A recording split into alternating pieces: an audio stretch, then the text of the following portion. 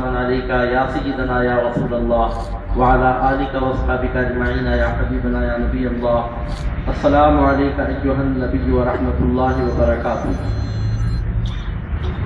روک لیتی ہے آپ کی نسبت تیر جتنے بھی ہم پہ چلتے ہیں، روک لیتی ہے آپ کی نسبت تیر جتنے بھی ہم پہ چلتے ہیں، یہ کرم ہے حضور کا ہم پر آنے والے عذاب ٹلتے ہیں، یہ کرم ہے حضور کا ہم پر آنے والے عذاب ٹلتے ہیں۔ وہی بھرتے ہیں جھولیاں سب کی، وہ سمجھتے ہیں بولیاں سب کی، وہی بھرتے ہیں جھولیاں سب کی، وہ سمجھتے ہیں بولیاں سب کی۔ آؤ بازار مصطفیٰ کو چلیں، کھوٹے سکے وہیں پہ چلتے ہیں، آؤ بازار مصطفیٰ کو چلیں، کھوٹے سکے وہیں پہ چلتے ہیں۔ اب کوئی کیا ہمیں مٹائے گا، اب کوئی کیا ہمیں گرائے گا، اب کوئی کیا ہمیں مٹائے گا، اب کوئی کیا ہمیں گرائے گا۔ ہم نے خود کو گرا لیا ہے وہاں گرنے والے جہاں سنبھلتے ہیں، ہم نے خود کو گرا لیا ہے وہاں گرنے والے جہاں سنبھلتے ہیں۔ اپنی اوقات صرف اتنی ہے، کچھ نہیں بات صرف اتنی ہے، اپنی اوقات صرف اتنی ہے، کچھ نہیں بات صرف اتنی ہے۔ کل بھی ٹکڑوں پہ ان کے پلتے تھے، اب بھی ٹکڑوں پہ ان کے پلتے ہیں، کل بھی ٹکڑوں پہ ان کے پلتے تھے، اب بھی ٹکڑوں پہ ان کے پلتے ہیں۔ ان کے دربار کے اجالوں کی بے نہایت ہے رفتیں خالد، ان کے دربار کے اجالوں کی بے نہایت ہے رفتیں خالد۔ یہ اجالے کبھی نہ سمٹیں گے، یہ وہ سورج نہیں جو ڈھلتے ہیں۔ دل میں حب نبی کی مستیوں میں چور ہے، دل میں حب نبی کی مستیوں میں چور ہے۔ زندگی اب زندگی کی الجھنوں سے دور ہے، زندگی اب زندگی کی الجھنوں سے دور ہے۔ آپ کا حسن سراپا جانے کس کا نور ہے، آپ کا حسن سراپا جانے کس کا نور ہے۔ ذرہ ذرہ خاک طیبہ کا جواب دور ہے، ذرہ ذرہ خاک طیبہ کا جواب دور ہے۔ ہر کثافت کے لیے ہوتا ہے سائے کا لزوم، ہر کثافت کے لیے ہوتا ہے سائے کا لزوم۔ اس کا سایہ کیسے ہوگا جو سراپا نور ہے، اس کا سایہ کیسے ہوگا جو سراپا نور ہے۔ اس آستاں پہ دیکھیے خلقت خدا کی ہے، ان عاشقوں کے حال پہ رحمت خدا کی ہے۔ ہر قدم پہ ہوتی ہے ہم سے خطا ضرور، لیکن حضور آپ کی عادت عطا کی ہے۔ جو مانگنا ہے مانگ لے مل جائے گا تجھے، یہ ساری کائنات میرے مصطفیٰ کی ہے۔ کسی کو زمانے کی دولت ملی ہے، کسی کو جہاں کا خزانہ ملا ہے، کسی کو زمانے کی دولت ملی ہے، کسی کو جہاں کا خزانہ ملا ہے۔ میں اپنے مقدر پہ قربان جاؤں، مجھے غوث کا آستانہ ملا ہے۔ سبحان اللہ سبحان اللہ۔ نہ کتابوں سے نہ وعظوں سے نہ در سے پیدا، نہ کتابوں سے نہ وعظوں سے نہ در سے پیدا، دین ہوتا ہے بزرگوں کی نظر سے پیدا۔ بتاؤں تمہیں دو ہی لفظوں میں راز، بتاؤں تمہیں دو ہی لفظوں میں راز، شریعت وضو ہے طریقت نماز۔ بتاؤں تمہیں دو ہی لفظوں میں راز، شریعت وضو ہے طریقت نماز۔ شریعت میں ہے خیل و خال حبیب، طریقت میں حسن و جمال حبیب۔ صلی اللہ تعالی وسلم علی خیر خلقہ و نور عرشہ و افضل رسلہ و خاتم انبیائہ و حبیبہ و نبیہ و صفیہ و کلیمہ و خلیلہ و نجیہ محمد وعلی آلہ و اصحابہ و اہل بیتہ و ازواجہ ذریتہ و عترتہ و حزبہ اجمعین۔ برادرم عزیزم فاضل گرامی، مولانا حافظ قاری سید محمد رضوان پاشا قادری صاحب اور اسٹیج پر موجود علماء کرام حفاظ کرام، اور ذکر خیر الانام اور ذکر غوث الانام کی اس مبارک مقدس پاکیزہ بزم میں حاضری کا شرف پانے والے معزز برادران ملت، آپ کی ہماری یقیناً خوش نصیبی ہے کہ اللہ سبحانہ و تعالیٰ نے ہم کو خیر امت میں پیدا فرمایا۔ اس زمین پر انسان کو آباد ہو کر کم و بیش 10,000 سال کا لمبا زمانہ گزر چکا ہے، اور اس عرصے میں ایک نہیں، دو نہیں، 10 نہیں، 20 نہیں، 100 نہیں، 200 نہیں، 1000 نہیں، 2000 نہیں، بلکہ 1 لاکھ سے بھی زیادہ پیغمبر دنیا میں تشریف لا چکے ہیں۔ ایک اندازے کے مطابق 1,24,000 کم یا زیادہ پیغمبر دنیا میں تشریف لے آئے ہیں۔ اتنے پیغمبروں کی اتنی ہی امتیں بھی ہوئی ہیں، اور ہم پر آپ پر یہ اللہ تعالیٰ کا فضل ہے، کرم ہے، احسان ہے۔ پروردگار عالم نے ہم کو خیر الرسل، اشرف الانبیاء، امام الانبیاء، تاجدار انبیاء احمد مصطفیٰ حضرت محمد مصطفیٰ صلی اللہ علیہ وسلم کی امت میں پیدا فرمایا۔ رسول پاک علیہ السلام کا نام لینے والوں میں، آپ کے نام کا کلمہ پڑھنے والوں میں اللہ تعالیٰ نے آپ کو ہم کو شامل فرمایا، اس پر ہم اللہ تعالیٰ کا جتنا فضل کریں کم ہے۔ عزیزان گرامی، ہمارے حضور نبی کریم علیہ الصلوۃ والسلام ایسی بڑی شان کے ساتھ دنیا میں تشریف لے آئے، آپ تو بے مثل و بے مثال ہر اعتبار سے ہیں، جو آپ سے منسوب ہوتا ہے وہ بھی بے مثل ہو جاتا ہے، وہ بھی بے مثال ہو جاتا ہے۔ حضور نبی کریم علیہ الصلوۃ والسلام کو قرآن پاک نے نور کہا، قد جاءکم من اللہ نور، تحقیق کہ تمہارے پاس اللہ کی جانب سے نور آ چکا۔ نور سے مراد کون ہے یہاں پر؟ تفسیر میں گئے بغیر تفسیر جلالین، جو تفسیر میں سب سے پہلی کتاب تمام عالم کورس کے مدرسوں میں پڑھائی جاتی ہے، دیوبند والوں کے پاس بھی، وہابیوں کے مکاتب الفکر میں بھی، ان کے مدرسوں میں بھی۔ تو تفسیر جلالین میں لکھا ہے قد جاءکم من اللہ نور ونور النبی صلی اللہ علیہ وسلم، اللہ کی جانب سے تمہارے پاس نور آیا، تو مطلب یہ ہے کہ نور سے مراد نور مصطفیٰ ہے صلی اللہ علیہ وسلم۔ یہ ایسی کتاب میں ہے جو سب پڑھتے ہیں، سب پڑھاتے ہیں، سب کے سلیبس میں ہے۔ نور کا ڈیفینیشن اور نور کی تعریف یہ کی گئی ہے، جو خود چمک کر خود ہی چمک جائے اس کو نور نہیں کہتے، ریڈیم کی طرح اپنی جگہ جو خود چمکے اس کو نور نہیں کہتے۔ نور کی تعریف یہ ہے کہ خود بھی چمکے، دوسروں کو چمکا دے، اس کو نور کہتے ہیں۔ نور اس کو کہتے ہیں جو خود بھی چمکتا ہے اور کروڑوں کو چمکا دیتا ہے، نور اس کو کہتے ہیں۔ جب سورج نکلتا ہے دنیا میں تو چاند کی طرح اپنی جگہ خود چمک کر، ستاروں کی طرح اپنی جگہ دمک کر نہیں رہتا، بلکہ جب دنیا میں سورج ظاہر ہوتا ہے تو ذرے ذرے کو چمکا دیتا ہے، چپے چپے کو چمکا دیتا ہے، اور پوری دنیا کو روشن اور منور کر دیتا ہے۔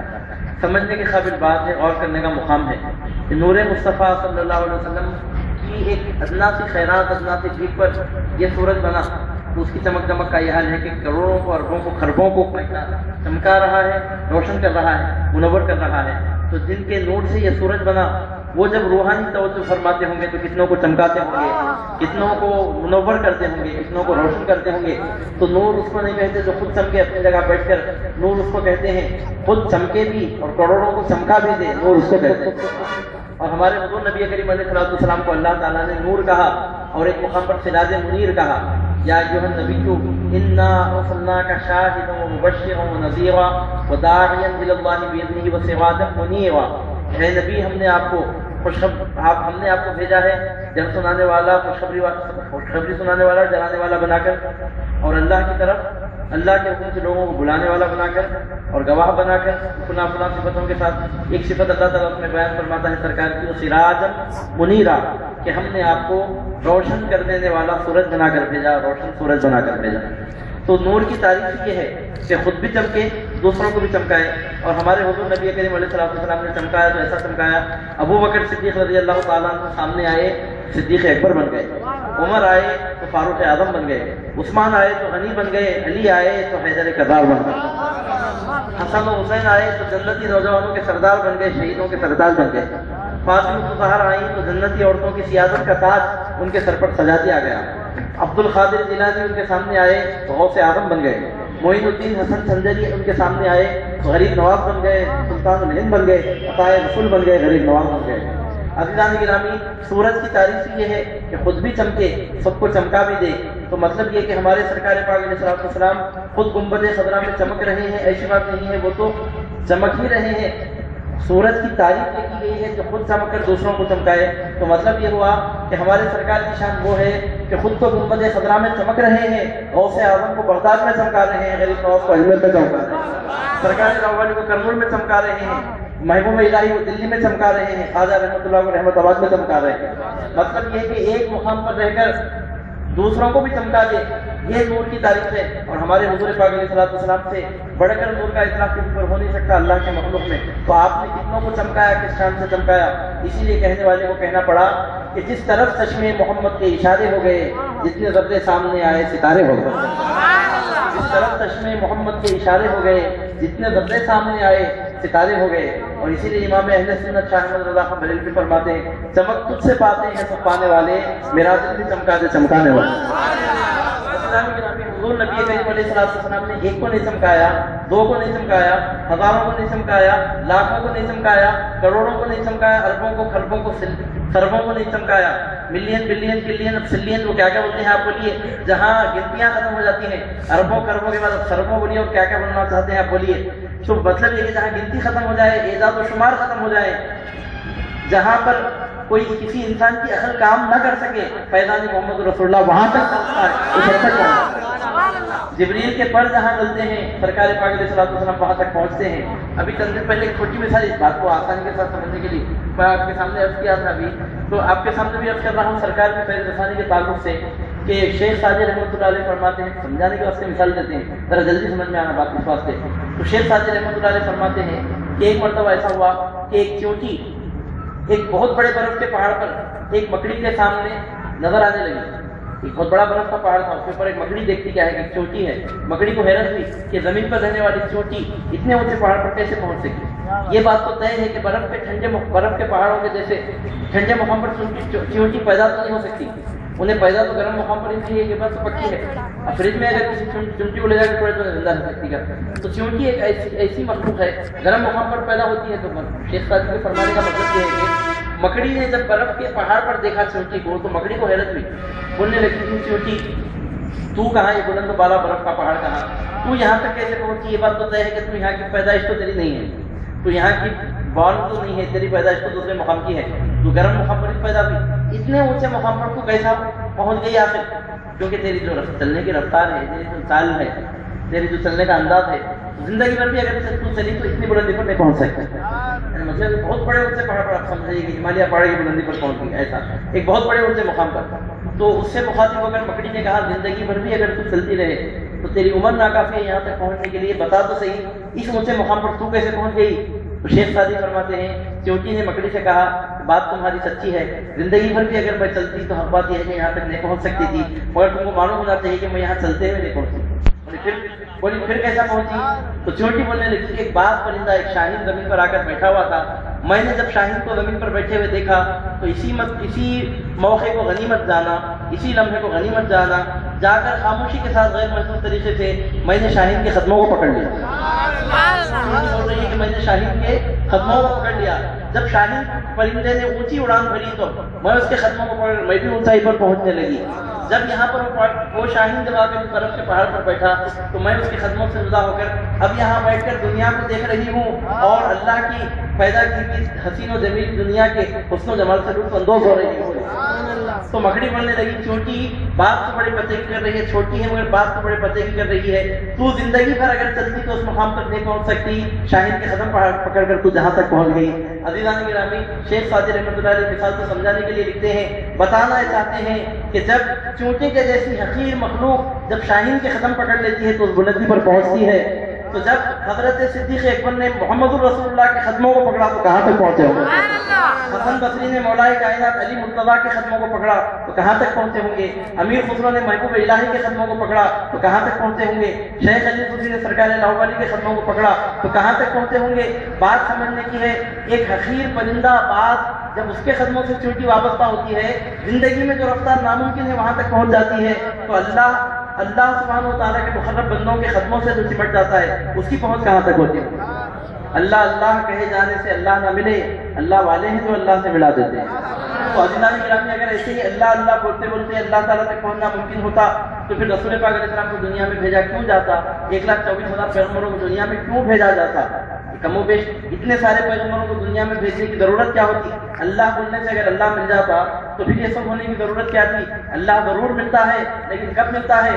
آدم کی امت کو اللہ تب ملتا ہے جب وہ آدم تک پہنچتے ہیں، نوح کی امت کو اللہ تب ملتا ہے جب وہ نوح تک پہنچتے ہیں، ابراہیم کی امت کو اللہ تب ملتا ہے جب وہ ابراہیم تک پہنچتے ہیں، یحییٰ و زکریا کی امتوں کو اللہ تب ملتا ہے جب وہ اپنے پیغمبروں تک پہنچتے ہیں، امت عیسوی کو اللہ تب ملتا ہے جب وہ عیسیٰ علیہ السلام تک پہنچتے ہیں، اور امت مصطفیٰ کو اللہ تب ملتا ہے جب وہ مصطفیٰ تک پہنچتے ہیں۔ ان کی میراث تو یہ ہے کہ خدا تک پہنچے، میری میراث کہ میں ان کے قدم تک پہنچا۔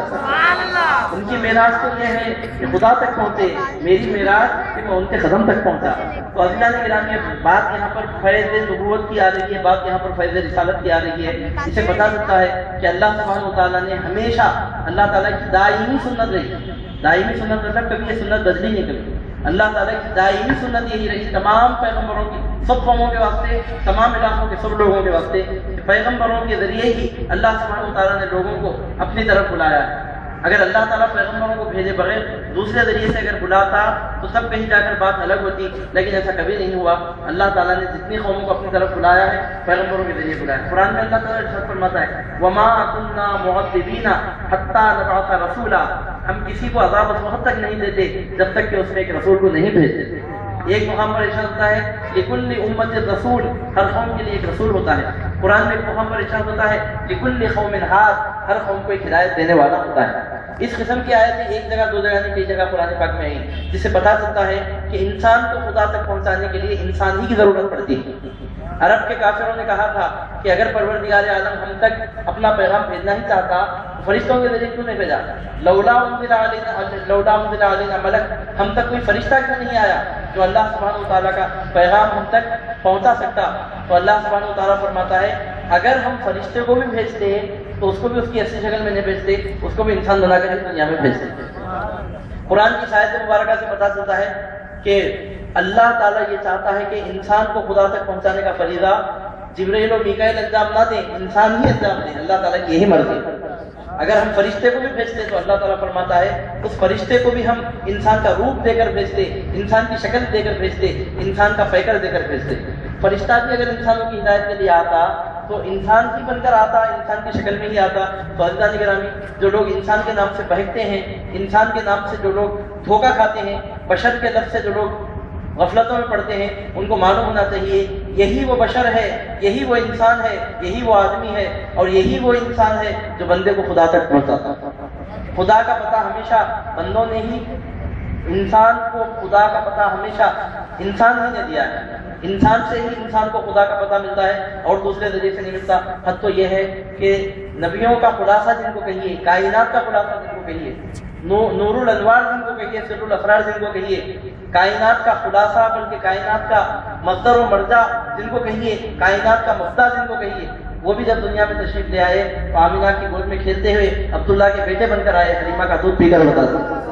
عزیزان گرامی، اب یہ بشریت پر آ کر لوگ دھوکہ کھا جاتے ہیں کہ بشریت ہے، بشریت ہے۔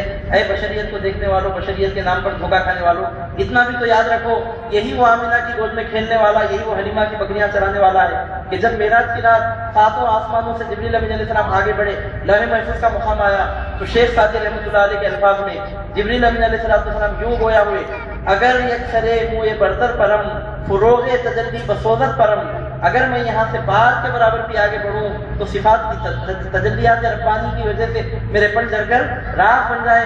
اس کے بعد دیکھنے والی نگاہوں نے، جبریل کی آنکھوں نے منظر دیکھا، سید الملائکہ جبریل امین علیہ السلام جہاں نہیں جا سکے وہی آمینہ کی گود میں کھیلنے والا، حلیمہ کی بکریاں چرانے والا وہاں بھی جا کر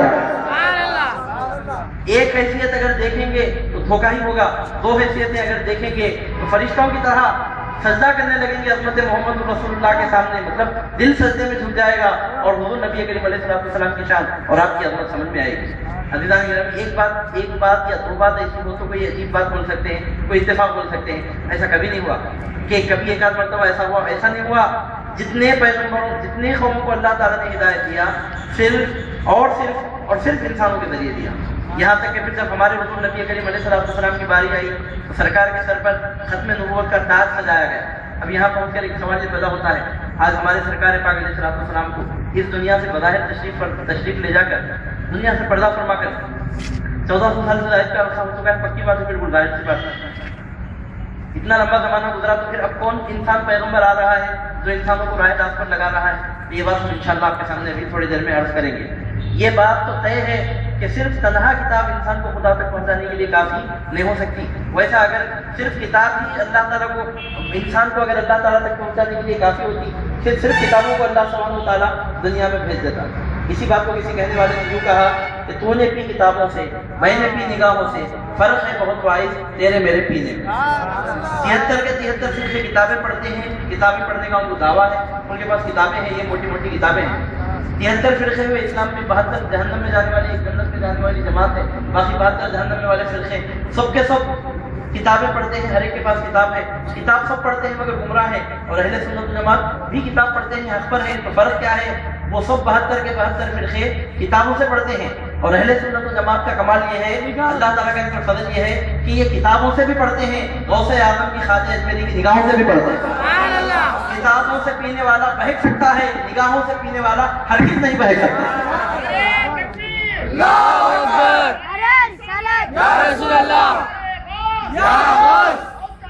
کتابوں سے پینے والے کو شیطان بہکا سکتا ہے، نگاہوں سے پینے والے کو شیطان بہکا نہیں سکتا۔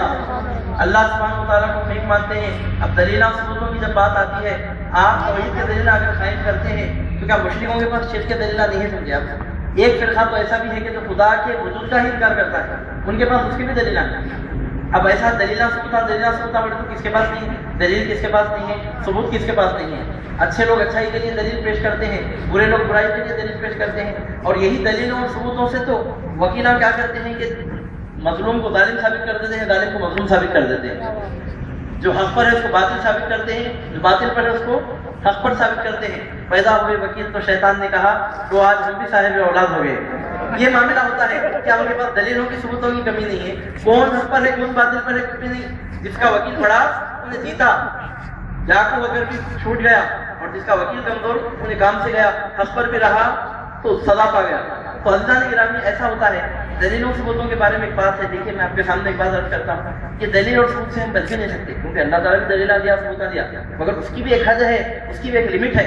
اگر آدمی علم ہی کو سب کچھ سمجھنے لگ جائے، دلیلوں کو ہی سب کچھ سمجھنے لگ جائے، ثبوتوں کو ہی سب کچھ سمجھنے لگ جائے تو یہ بات تو صحیح نہیں ہے۔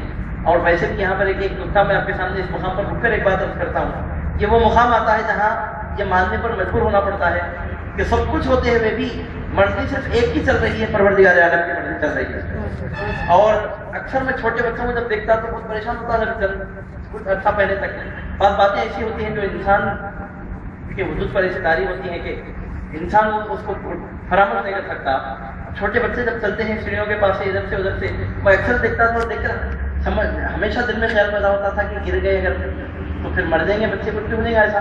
مگر دیکھیے عزیزان گرامی، اللہ سبحانہ و تعالیٰ بچوں کو عقل نہیں دیا، سمجھ نہیں دیا، اس کے باوجود گر کر پڑھ کر مرنے والے بچوں کی تعداد کم ہوتی ہے نہیں کہ بھائی انشاءاللہ 99.9% ایسے بچے ہوتے ہیں جو عقل نہیں ہونے کے باوجود پڑھ کر بڑے ہو جاتے ہیں۔ آخر یہ کیسے ہو رہا ہے؟ کئی مرتبہ آپ کے ہمارے ساتھ بھی ہوتا ہے۔ مثال کے طور پر ایک آدمی ہے کہ زندگی میں اگر 10,000 مرتبہ سیڑھیاں چڑھا بھی ہے اترا بھی ہے، کم از کم 1000 بار میں ایک بار تو اس کا پیر پھسلنا کم از کم زندگی میں اگر 10,000 مرتبہ چڑھا ہے اور 10,000 مرتبہ اترا ہے، لاکھ توجہ سے انہیں چلاؤں گا، لاکھ کوشش سے انہیں چلاؤں گا، 1000 بار میں ایک بار تو پھسلنا اس کا پیر، 10,000 بار میں ایک دو بار تو گرنا ہونا، اوپر سے نیچے تو بھی گرنا، کچھ سے بھی ہونا، کبھی نہیں ہوتا ایسا۔ سیڑھیاں چڑھنے والے اترنے والے کروڑوں اربوں خربوں میں ہیں، سیڑھیوں پر سے گر کر مرنے والے انگلیوں پر گنے جا سکتے ہیں۔ اور انہیں تھا بادشاہ ہمارے ہندوستان کا مغل بادشاہ ہمایوں، جس کے بارے میں تاریخ میں ریکارڈ ہوا ہے کہ کتابیں نکالنے کے لیے اپنے لائبریری میں سیڑھی پر چڑھا، سیڑھی پر سے گرا تو کوئی بہانہ بنا مر گیا۔ بھوکے فقیرات سیڑھیاں چڑھتے جا رہے ہیں اترتے جا رہے ہیں، کوئی فرق نہیں پڑ رہا۔ انہیں بادشاہ کیسی اچھی سیڑھی بنایا ہوگا، کیسے مضبوط اوزار ہتھیار استعمال کیے گئے ہوں گے، کیا کیا اس کے واسطے بندوبست کیا ہوگا، مرا تو کیسا گرا، سیڑھی کے اوپر سے گر کر مرا۔ اب آپ اس بات پر اگر غور کیجیے، یہ سیڑھی چڑھنے اترنے کی نہیں ہے بات، دوسرے طریقے سے بھی آپ اپلائی کر کے دیکھیے اس فائدے کو۔ گاڑی چلانے کا مسئلہ لے لیجیے کہ دنیا میں حیدرآباد کا اتنا بڑا پاپولیشن ہے، لاکھوں میں لوگ گاڑی چلاتے ہوں گے صبح سے لے کر شام تک، لاکھوں لوگوں میں سے ایک 1000 کو ایک آدمی بڑے سے 1 لاکھ میں سے کم از کم 100 آدمی کا تو ایکسیڈنٹ میں انتقال ہونا روزانہ کم از کم۔ مگر آپ بتائیے کہ 100 کے 100 لوگ تو بھی مرتے گا، لاکھ کے 5 لاکھ چلاتے ہوں گے حیدرآباد میں، واللہ اعلم بالصواب، لاکھ کو ایک آدمی بڑے سے 5 آدمی تو مرنا روزانہ ایکسیڈنٹ کی وجہ سے۔ تو یہ بات میرے ذہن میں ہمیشہ آتی تھی، جب بھی ایسا غور کرے تو سمجھ میں آتی تھی بات۔ چلتے چلتے ہمارا جب درس قرآن سورۃ الرعد میں پہنچا تو سورۃ الرعد میں ایک آیت ہے جس میں اللہ سبحانہ و تعالیٰ ارشاد فرماتا ہے کہ انسانوں پر اللہ تعالیٰ نے باقاعدہ فرشتوں کو مقرر فرمایا ہے، فرشتے انسانوں کی حفاظت کرتے ہیں۔ متن سے قرآن کی آیت ہے سورۃ الرعد کی شروع کیا ہے رکوع میں سے، کہ جس میں اللہ سبحانہ و تعالیٰ ارشاد فرماتا ہے ہر انسان پر پروردگار عالم نے حفاظت کے لیے فرشتوں کو مقرر کرا۔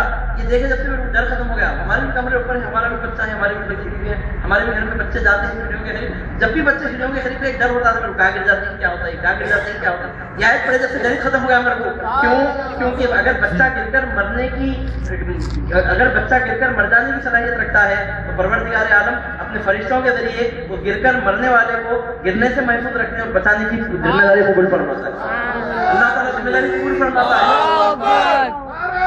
یہ جو بات میں آپ کے سامنے بڑھوں ذرا آپ اس کو ریئلائز کیجیے، ذرا سمجھ کر دیکھیے، آپ بعد میں کبھی خاموش بیٹھے جاتے ہیں۔ ہمارے پورے ہندوستان میں ہمارا ہندوستان کا جو ریلوے کا جو نظام ہے، جو ٹرینیں چل رہی ہیں ہندوستان میں، صوبوں میں بھی ہزاروں میں ٹرینیں چلتی ہیں ایک دن میں۔ ارے 100 کو ایک ٹرین بڑھتے میں 1000 میں 10 ٹرین ہوگا تو ایکسیڈنٹ ہوتا ہے روزانہ کم از کم۔ 100 کو ایک ٹرین جب ایکسیڈنٹ رکھو، اچھا چلو 100 کو ایک نہیں ہوا تو نہیں ہوا، پکڑو چلو 1000 کو ایک صحیح، ایک دن میں اگر 1000 ٹرین چلے تو روز کو ایک پڑے تو مہینے کو ایک महीने को 31 ट्रेन होगा तो एक्सीडेंट होना, महीना तो 21 साल तक एक ट्रेन का भी एक्सीडेंट नहीं होता। अब आप एक आध मरतबा होता ना, होता वो तो इस वक्त होता कि अल्लाह ताला उस वक्त वो चाहता फरिश्ते को हिफाजत के लिए जो फरिश्ते को मुखर्रर करा उसको वहाँ से हटा दिया जाता है। अगर फरिश्तों को हिफाजत के ऊपर से हटा दिया जाएगा ना, आप देखेंगे अखबारों में रोजाना एक पेज तो खाली एक्सीडेंट का रखना पड़ेगा। अगर फरिश्तों की हिफाजत अगर खत्म होगी, इस वास्ते अब इंसान दुआएं मांगता है अपने तौर पर। दुआ मांगा तो क्या मांगता है आदमी? जो काम के वास्ते अल्लाह ताला उसको पैदा करा वही दुआ मांगता। उन्हें आलिम बनकर इल्म की खिदमत करना है तो वही दुआ मांगता, उन्हें डॉक्टर बनकर पेशेंट की खिदमत करना है तो बचपन से वही दुआ मांगता। उन्हें तौफीक इसे कहते हैं कि मैंने उससे मांगा भी वही जो उसने देना चाहा। तौफीक इसे कहते हैं कि मैंने उससे मांगा भी वही जो उसने देना चाहा। तो अज़ीज़ान गिरामी, इससे पता चलता है कि जितनी बातें यहाँ पर हो रही हैं ये सब एक कठपुतली का सिस्टम है। समझिएगा, ये फिल्मा निकलने से पहले, सिनेमा वजूद में आने से पहले तरीका था कहते, अब तो देखने में तो नहीं आ रहा, पहले ऐसा था, सुनने में आया है ऐसा तरीका था। पुराने जमाने में क्या करते थे, सिनेमा इधर नहीं हुआ था, अभी अब तो टीवियाँ ये चिप निकला जब से तो सब कुछ चुप कर दिया। अभी तो बात ही नहीं है, अब तो सही से सतर्क तरक्की कर चुकी है। वो हथेली में जन्नत दिखाने का मुहावरा बोलते थे, जन्नत तो नहीं दिखा सकते, दुनिया तो दिखा रहे हैं हथेली में, कर लो दुनिया मुट्ठी में बोल रहे हैं। The whole world become the global village. तो ये मामला हो गया है। अब तो पुराने जमाने में इंसान की तरक्की लेकर आता, अभी वो जमाने का दीवाना खुला जमाना था, भोले भाले तरीके थे। अब आज के जमाने में सुने छोटे छोटे बच्चे भी हंसेंगे ये बात सुने तो, वो जमाने में था तरीका, मगर अब क्या करेंगे। तो पुराने जमाने में सब साइंस की इजाजत नहीं थे, लोग क्या करते हैं दिल लगाने का क्या तरीका था, बड़ा वाइट कपड़ा बन देते थे। अभी सुनिए ना, मशहूर बात है, एक बड़ा वाइट कपड़ा बन देते थे। अब कठपुतलियां बनाते थे, कठपुतली बनते एक बंदर के वैसे, एक बिल्ली के वैसे, एक कुत्ते के वैसे, ऐसा मतलब शक्ल के कठपुतलियां बनाते थे। बनाकर क्या करते, बारीक तागा बनते थे, कठपुतलियों को तागा बनते। अब पीछे से बैठकर तागा पकड़ कर लोग क्या करते, तागे हिलाते। वो हिलाने वाले नजीक से पीछे से बड़ा पर्दा रहता बीच में, पीछे से तागे हिलाए तो सामने बैठने वालों को क्या दिखता, कठपुतलियां नाच रही है। ऐसा दिखता था, कठपुतलियां नाचते थे, वो सामने से ऐसा दिखता था कि कठपुतलियां नाच रही हैं, वो पीछे से नचाने वाला कोई और होता था पर्दे के पीछे से बैठकर, कोई माशूक है इस पर्दे जिंगारी में, ये मामला था। तो अज़ीज़ान गिरामी, वो कठपुतलियां नहीं थी, आप भी एक कठपुतली है, मैं भी एक कठपुतली हूँ, पूरी कायनात एक कठपुतली है। खिलाने वाला खेल खिला रहा है और सब खेलते हुए नजर आ रहे हैं। अब यहाँ पर आकर इस दलीलों की सबूतों की जब बात आती है, आप गौर करते थे, आप अगर ज्यादा गौर करें तो गौर करते करते आप थक जाएंगे, मसला कभी हल होने वाला नहीं है। फलसफी को बहस के अंदर खुदा मिलता नहीं, जोड़ को सुलझा रहा है और सिरा मिलता नहीं। लाख कोशिश करते रहे, ये मसला कभी हल होने वाला नहीं है। और फिर यहाँ पर पहुंचकर एक बहुत खतरनाक मसला भी आता है। ये तो बात बोला था, बहुत बढ़ते हुए उसको हद भी दिए, बहुत अच्छा भी दिखा, मेरा तबीयत भी फ्रेश होगी, अच्छी बात है। अल्लाह ताला हिफाजत के लिए फरिश्तों को रहमत की, अच्छी बात है, बहुत अच्छी बात है। मगर यहाँ पहुंचकर एक निहायत कर्बनाक तस्वुर भी पैदा होता है, एक निहायत एक जिगर सोच मसला भी यहाँ पहुंचकर पैदा होता है। वो मसला भी ऐसा है, उर्दे लायहल है, आज तक उसको भी अखल की बुनियाद पर हल नहीं कर सका। क्या मसला है वो? एक बच्चा एक वहाबियों के घर में पैदा हुआ, बाबा वहाबी, अम्मा भी वहाबी समझो, बाबा पकौड़ा अम्मा पकौड़ी है, झाड़ू का अब बच्चा पैदा हुआ, अब पैदा होकर क्या करा उन्हें, अम्मा को देखा, बाबा को देखा। अब बाबा जो करे बच्चा भी कुछ करा, अम्मा जो करी बच्चा भी कुछ करा, और उसको ले जाकर एक वहाबी उस्ताद के पास बिठाए। पहले से अम्मा बाबा वहाबी, ऊपर से उस्ताद मिला वहाबी, बड़े मियाँ तो बड़े मियाँ, छोटे मियाँ सुभान अल्लाह बोले, तो माहौल मिला है। घर में तो माहौल था, अब यहाँ गए तो फिर उस्ताद भी वही माहौल का मिला, पहले से करेला, ऊपर से नीम चढ़ा, अब उस्ताद भी मिला उसको। पहले माँ बाप का ये हाल था और ऊपर से उस्ताद को मिला।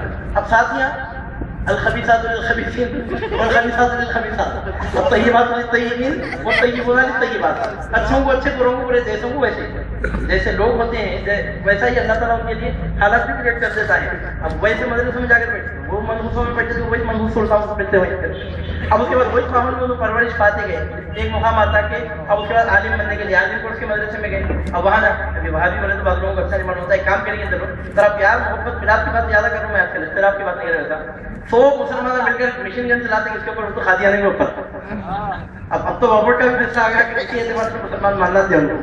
सऊदी अरब गवर्नमेंट बोलती है उनको हज के लिए वीजा भी नहीं देना, खादियानिया वहाँ भी हमारे दुआ बनेंगे। जरा आजकल का मिजाज अलग है लोगों का, चलो एक काम करो, 4 आने बड़े तो एक ही बात है, 2 8 आने बड़े तो एक ही बात है, क्या ज्यादा फर्क है उसमें, ज्यादा फर्क क्या है।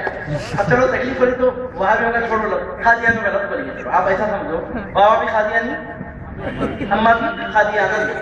اب بیٹا نکلا استاد کے پاس جا کے بیٹھا, استاد بھی قادیانی, مدراس میں قادیاں ملے تو وہ بھی قادیانی. اب اس کے بعد جب انہیں پڑھنے کے لیے اور ترقی کرتے ہوئے اوپر پہنچا تو وہ پڑھانے والے بھی قادیانی, پوری تعلیم کا بھی قادیانی کے پاس. اب اس کے بعد وظیفہ دینے والے بھی, مہینے کو مہینہ گھر کو جو پیسے آ رہے ہیں وہ بھیجانے والے بھی. اب میرے کو آپ پڑھو نہیں, قادیانی کا کام نہیں کرا تو سنجھوں کا کام کرنے کا میرے کو آپ پڑھو. انہیں پیدا ہوا وہابیوں کے گھر میں, تعلیم تربیت وہابیوں کے پاس ہوئی اس کی, پیسہ مل رہا وہابیوں سے, پلا وہاں قادیانیوں میں, بڑا قادیانیوں میں. اب انہیں کام کیا کرتا ہوں, کیا اسلام کا کام کرتا, کیا ہندو مت کا کام کرتا, انہیں جینزم کا بدھزم کا کام کرتا ہے, بدھ مت کا کام کرتا ہے, انہیں قادیانی کا کام کرے گا نا. ایسی آپ سمجھے. ایک دوسری مثال میں آپ کے سامنے پیش کرتا ہوں. ایک بچہ ہے ہندو مذہب میں پیدا ہوا, برہمنوں کے گھرانے میں پیدا ہوا, باپ برہمن دادا مہا برہمن. اب وہی پوجا پاٹ کرا بچپن سے آگے بڑھے, جب سے وہی دیکھا اب وہی سیکھا. آگے چل کر انہیں متولی بن گیا کسی ایک ٹیمپل کا, کسی ایک مندر کا. اب انہیں نعرے بدھ کے سامنے نہیں پڑا تو کیا اب آپ کے ساتھ آگے مسجد میں مت پڑیں گا, کیا انہیں بھلی بھلی بات ہے, جو ماحول ملا وہی تو کرتا آدمی. تو یہاں پہنچ کر ایک نفسیاتی مسئلہ پیدا ہوتا ہے, ایک سائیکالوجیکل ریزن میں آپ کے سامنے پیش کر رہا ہوں. یہ مسئلہ بہت خطرناک مسئلہ ہے. اس مسئلے پر بھی آپ سوچیں نا, عقل کی بنیاد پر الہ یوم القیامہ کوئی حل نہیں کر سکتا اس مسئلے کو. اب انہیں جو دیکھا وہی کر رہا. بچہ بچپن سے جو دیکھا, ہندوؤں کے گھر میں پیدا ہوا, ماں کو کھٹی ہلاتے ہوئے دیکھا, باپ کو پہلے کا پیشاب پیتے ہوئے دیکھا, وہی کر رہا. آگے چل کر اور کیا کریں, اب جو دیکھا اسی کا. اب جو انسان کی فطرت میں ہے کہ جو دیکھتا ہے سیکھتا ہے. اچھوں میں رہنے والا اچھا نکلتا, بروں میں رہنے والا برا, ڈاکوؤں کی صحبت میں رہنے والا ڈاکو نکلتا. ان سے نا ماں باپ کا اثر اولاد پر جو ہوتا ہے, اب تو سائنس کئی طریقوں سے ثابت کر رہے اس کو, اس کے ساتھ صحبت کا اثر بھی ہوتا ہے. باپ چور رہا تو بیٹا ڈاکو نکلتا, باپ اگر نمازی رہا تو بیٹا تہجد گزار نکلتا, باپ حافظ رہا تو بیٹا عالم نکلتا. ایسا ہوتا, صحبت کا اثر ہوتا ہے. یہ مثل سچ ہے کہ ہو جاتا ہے صحبت کا اثر, آدمی کے اندر و دیوار بدل جاتے ہیں.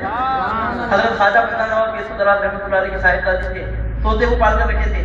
15 پارے کا حافظ ساتھ ہوتا, 15 پارے پڑھتا تھا. یہ مثل سچ ہے کہ ہو جاتا ہے صحبت کا اثر, آدمی کے اندر و دیوار بدل جاتے ہیں. اور نہیں ماننے والے خیر باتوں کو نہیں مانتے, مگر ماننے والے سب تک مانتے ہیں کہ اگر بچہ بات صاف نہیں کر رہا تو زبان ہو جائے, عمر بڑی ہوئی تو اس کا توتلا پر جا رہا نہیں, سیدھا گلبرگہ شریف پڑے جاتے ہیں. حضرت خواجہ بندہ نواب رحمۃ اللہ علیہ کے صاحبزادی کے پودے کی خبر ہے, چھوٹا اگلا پڑا ہوا ہے, اس کے اوپر شکر ڈال کر خبر کے اوپر بچے کو چاٹنے کے لیے کہتے ہیں. بچہ چھپ کر خبر کے اوپر سے شکر چاٹتا ہے تو اس کی زبان کا توتلا پن دور ہو جاتا ہے, صاف بات کرنا شروع ہو جاتا ہے. اب یہ کہ طوطے کی کرامت بن گئی. آپ طوطے کی کرامت نہیں ہے, قرآن میں کتے کی کرامت بھی بیان کی ہے. ایسا طوطے کی اتنی کرامت کتے سے بھی ظاہر ہوگی. تو بہرحال لگتا ہے وہ کیا کرامت کتے کی بنی ہے. باپ کیا کرامت, کیا 309 سال تک کھائے پیے بغیر زندہ رہا, ہم نے وہی کرامت. آپ 5 وقت کی نماز, 5 وقت کا کھانا دکھائے تھا زندہ دیکھیں گے. 5 وقت نماز پڑھتے ہیں, صبح کو پڑھتے, دوپہر کو پڑھتے, اثر کو پڑھتے, مغرب کو پڑھتے, عشاء کو پڑھتے. 3 دن کھانا کھاؤ, اس کے بعد زندہ کو دیکھیں گے. 9 دن کھائے بغیر, کھائے پیے بغیر کون بڑے سے بڑا نمازی, کون وظیفہ تسبیحاں پھرانے والا زندہ رہتا ہے, دیکھیں گے کھائے پیے بغیر 9 دن تک. تو عزیزان گرامی 9 دن تک آپ زندہ نہیں رہ سکتے. اشرف المخلوقات ہو کر, اصحاب کہف کا کتا ہو کر 309 سال تک کھائے پیے بغیر زندہ رہا. کتے کی کرامت ہے. تو بہرحال عزیزان گرامی میں عرض کر رہا تھا آپ کے سامنے, اب یہاں پہنچ کر سائیکالوجیکل ریزن پیدا ہوتا ہے. چھوٹا بچہ جب پیدا ہوتا, بچہ تو کیسا پیدا ہوتا, اسی حقیقت کو ہمارے حضور پاک صلی اللہ علیہ وسلم نے اس طرح ارشاد فرمایا, کل مولود یولد علی الفطرۃ. حضور نبی کریم علیہ السلام ارشاد فرماتے ہیں, ہر پیدا ہونے والا بچہ دین فطرت پر پیدا ہوتا ہے. پھر اس کے بعد اس کے ماں باپ کو یا تو یہودی بنا دیتے ہیں, یا تو نصرانی بنا دیتے ہیں, یا مجوسی بنا دیتے ہیں. او کما قال صلی اللہ علیہ وسلم, او کما ورد فی روایت. مطلب اس کا خلاصہ مفہوم یہ ہے کہ ہر پیدا ہونے والا بچہ مومن پیدا ہوتا ہے. پھر بعد میں اس کے ماں باپ اپنے عقیدے پر اس کو لے جاتے ہیں, بعد میں اسی عقیدے پر, اسی جگہ پر, اسی راستے پر وہ بچہ چل پڑتا ہے. میں آپ سے ایک سوال کرتا ہوں اس مقام پر. ایک بچہ ہندوؤں کے گھر میں پیدا ہوا, پورا خاندان ہندو, پورا ماحول ہندو, وہ نہیں پڑا ہوا, ہندو مذہب پر ہی کیا, ہندو مذہب پر ہی مرا. کہاں پہنچا سیدھا, کہاں پہنچا سیدھا, جنت میں گیا. اب یہ کیسا سوال, کیا گناہ کرا, کیا غلطی کری, آپ کرا میرے کو, آپ ذرا بولو کیا غلطی ہے اس کی, کیا غلطی کرا انہیں, پیدا ہوئی ماحول میں. اور بڑی بات نہیں بولنا ایسا, بولے تو بہت غلط ہوتی بات, نہیں بولنا چاہیے. صرف آسان کرنے کے لیے بولوں, اگر اس کی جگہ آپ یا میں ہوتے, اگر نعوذ باللہ من ذلک, اللہ تعالیٰ محفوظ رکھے کفر سے شرک سے, صحبت کا اثر تو ہوتا ہے نا, صحبت تو اپنا اثر خیر بہن نہیں پڑتی. تو بہرحال بولنے کا مطلب یہ ہے, عرض کرنے کا مطلب یہ ہے کہ اس طرح اگر ہم غور کر کے دیکھیں اور عقل کی بنیاد پر اگر سوچنا شروع کر دیے تو کبھی ہم کو تشفی نہیں مل سکتی, کبھی ہم کو اطمینان نہیں مل سکتا. الٹا گمراہ ہو جانے کا اندیشہ ہے, ایسا اثر کو زیادہ استعمال کرتے بیٹھے. اب پھر آپ بولیں گے کہ ہے کیا, اس کا جواب کیا ہے. اس کا جواب کئی طریقوں سے دیے ہیں.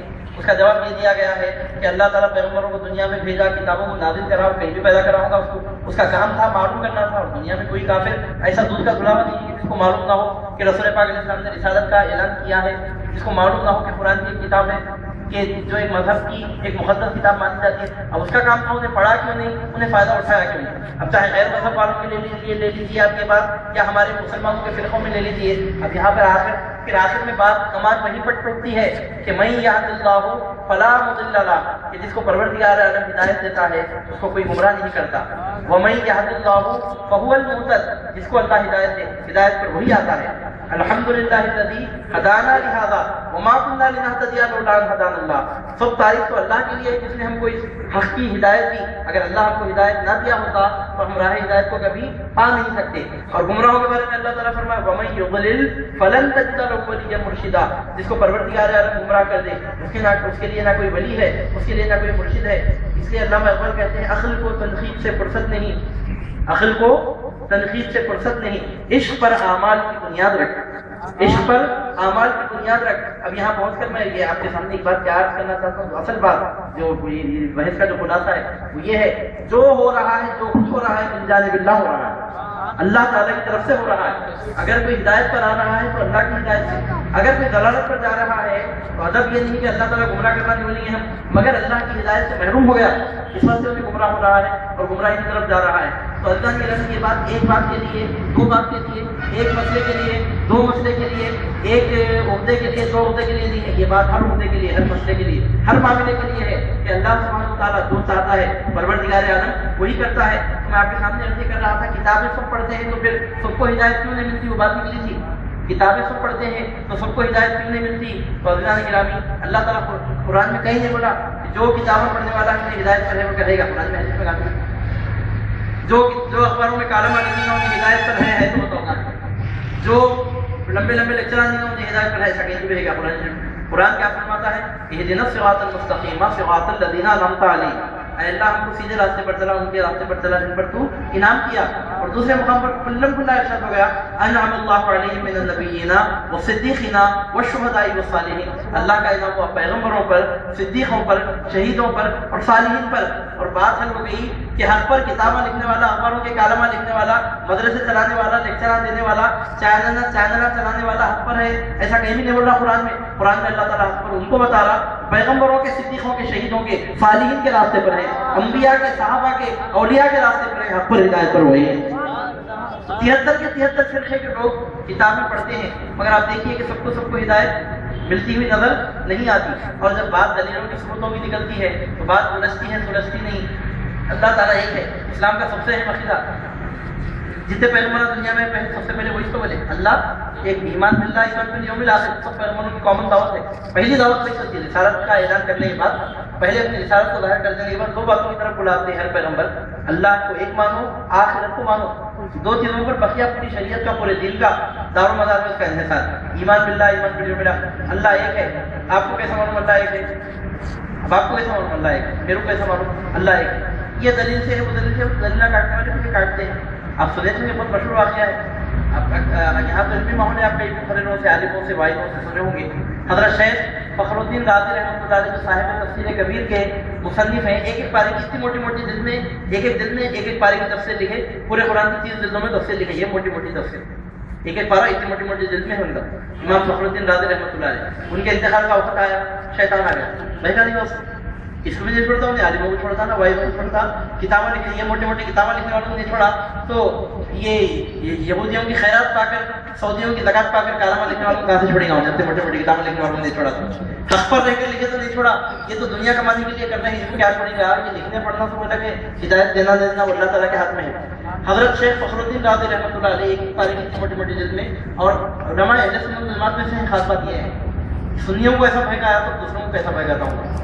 تو جب انتخاب کا وقت قریب آیا، شیطان آ گیا، اللہ کو آپ ایک مانتے ہیں کیا؟ پوچھا، حضرت بولے میں ایک ہی مانتا ہوں، کیا دلیل ہے؟ پوچھا، اب آپ ایسے ہمارے ویسے بھولے بھالے والے تو کیا دلیل؟ آپ جلدی نہیں پڑھ سکتے۔ حضرت بہت بڑی امام المتکلمین ہوتے ہیں، یعنی عقل کی بیس پر ہی بات کرتے ہیں، وہ لوگ متکلمین میں سے ہیں حضرت۔ بولے دلیل میرے سے پوچھ رہا، میں کون نہیں ہوا، کتنا بڑا فلسفی، کتنا بڑا متکلم، دلیل کی بات کر رہا ہوں، کون سی دلیل بنا دلیل پیش کرے؟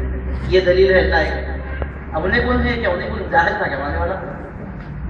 انہیں بولا آپ امام المتکلمین ہوں گے، میں امام الملائکہ رہ چکا ہوں، ایسا والے بولا انہیں، مطلب معلم الملائکہ رہ چکا تھا، فرشتوں کو درد دیا تھا، اتنا بڑا ہونے بھی متکلم، اتنا بڑا ہونے بھی فلسفی۔ علم کی کمی ہے جی شیطان کے پاس، علم ہمارے پاس بھی ہے، علم شیطان کے پاس بھی ہے، فرق کیا ہے؟ ہمارے پاس علم کے ساتھ ساتھ مصطفیٰ کی خیرات ہے، غوث اعظم کی نگاہ کرم ہے، شیطان کے پاس وہ نہیں۔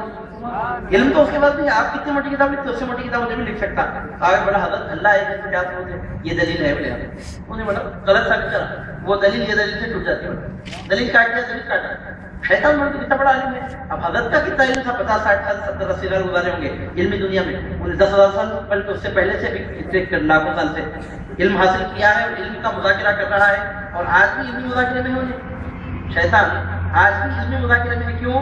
عالموں کو بہکانے کا واسطے۔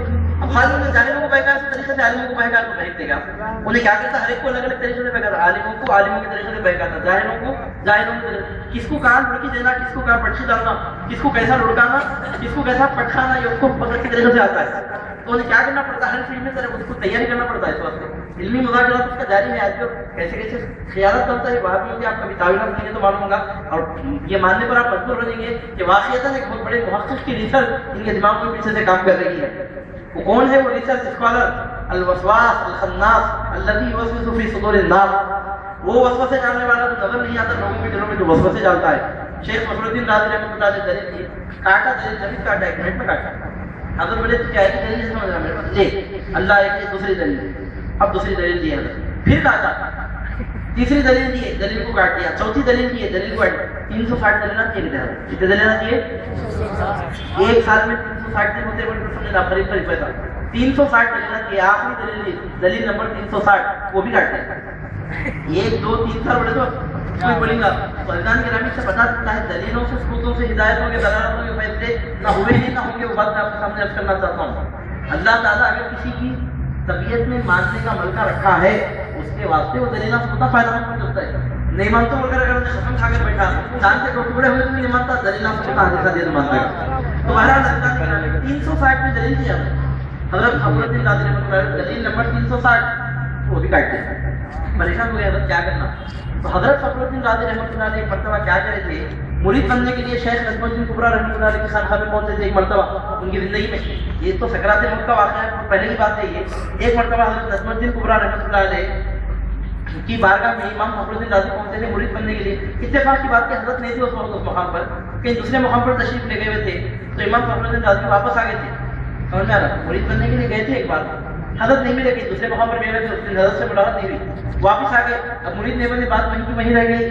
اب جب انتقال کا وقت آیا تو شیطان دلیلات دے دے کر توحید کے خلاف حضرت کو پریشان کرا، 360 کی دلیل دی ہے حضرت، 360 کی دلیل کو شیطان کاٹ دیا۔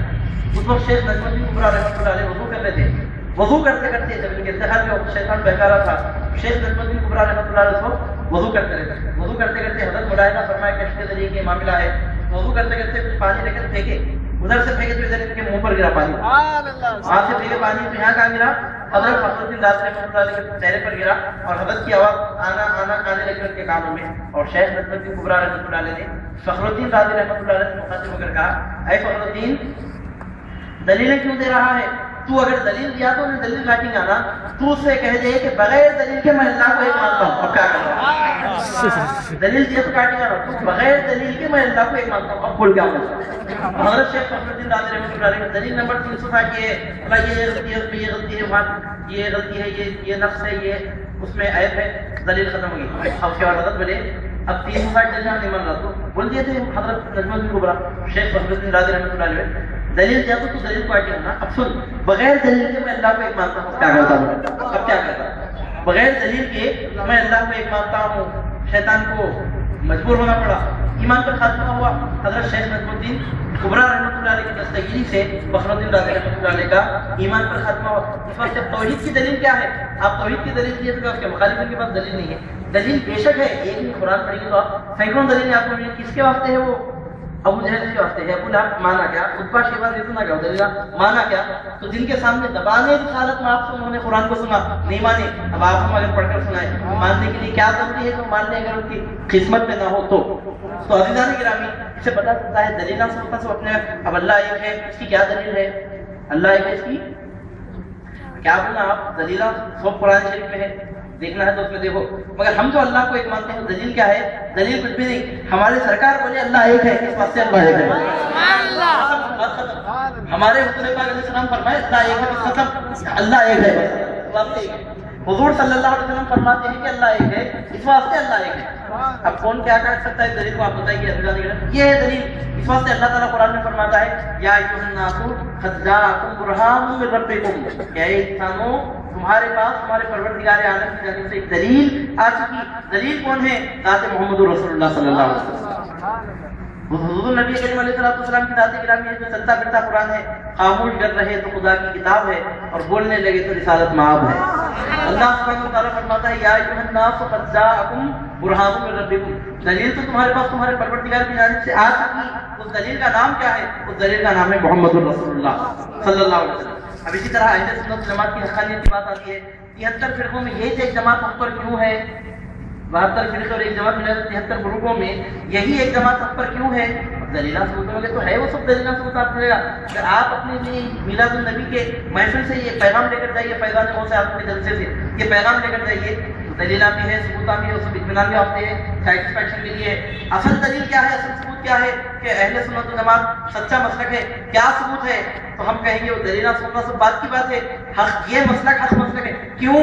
اس واسطے یہ مسلک حق مسلک ہے کہ یہی مسلک غوث اعظم کا مسلک ہے، اسی مسلک میں غریب نواز پیدا ہوئے، اس واسطے اہل سنت و جماعت ہے۔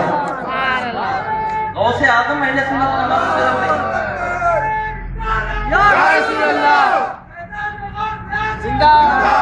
غوث اعظم اس مسلک میں پیدا ہوئے، غریب نواز اس مسلک میں پیدا ہوئے، اس واسطے اہل سنت جماعت حق ہے۔ آپ بتائیے کہ اس دلیل کو کون کاٹ سکتا ہے؟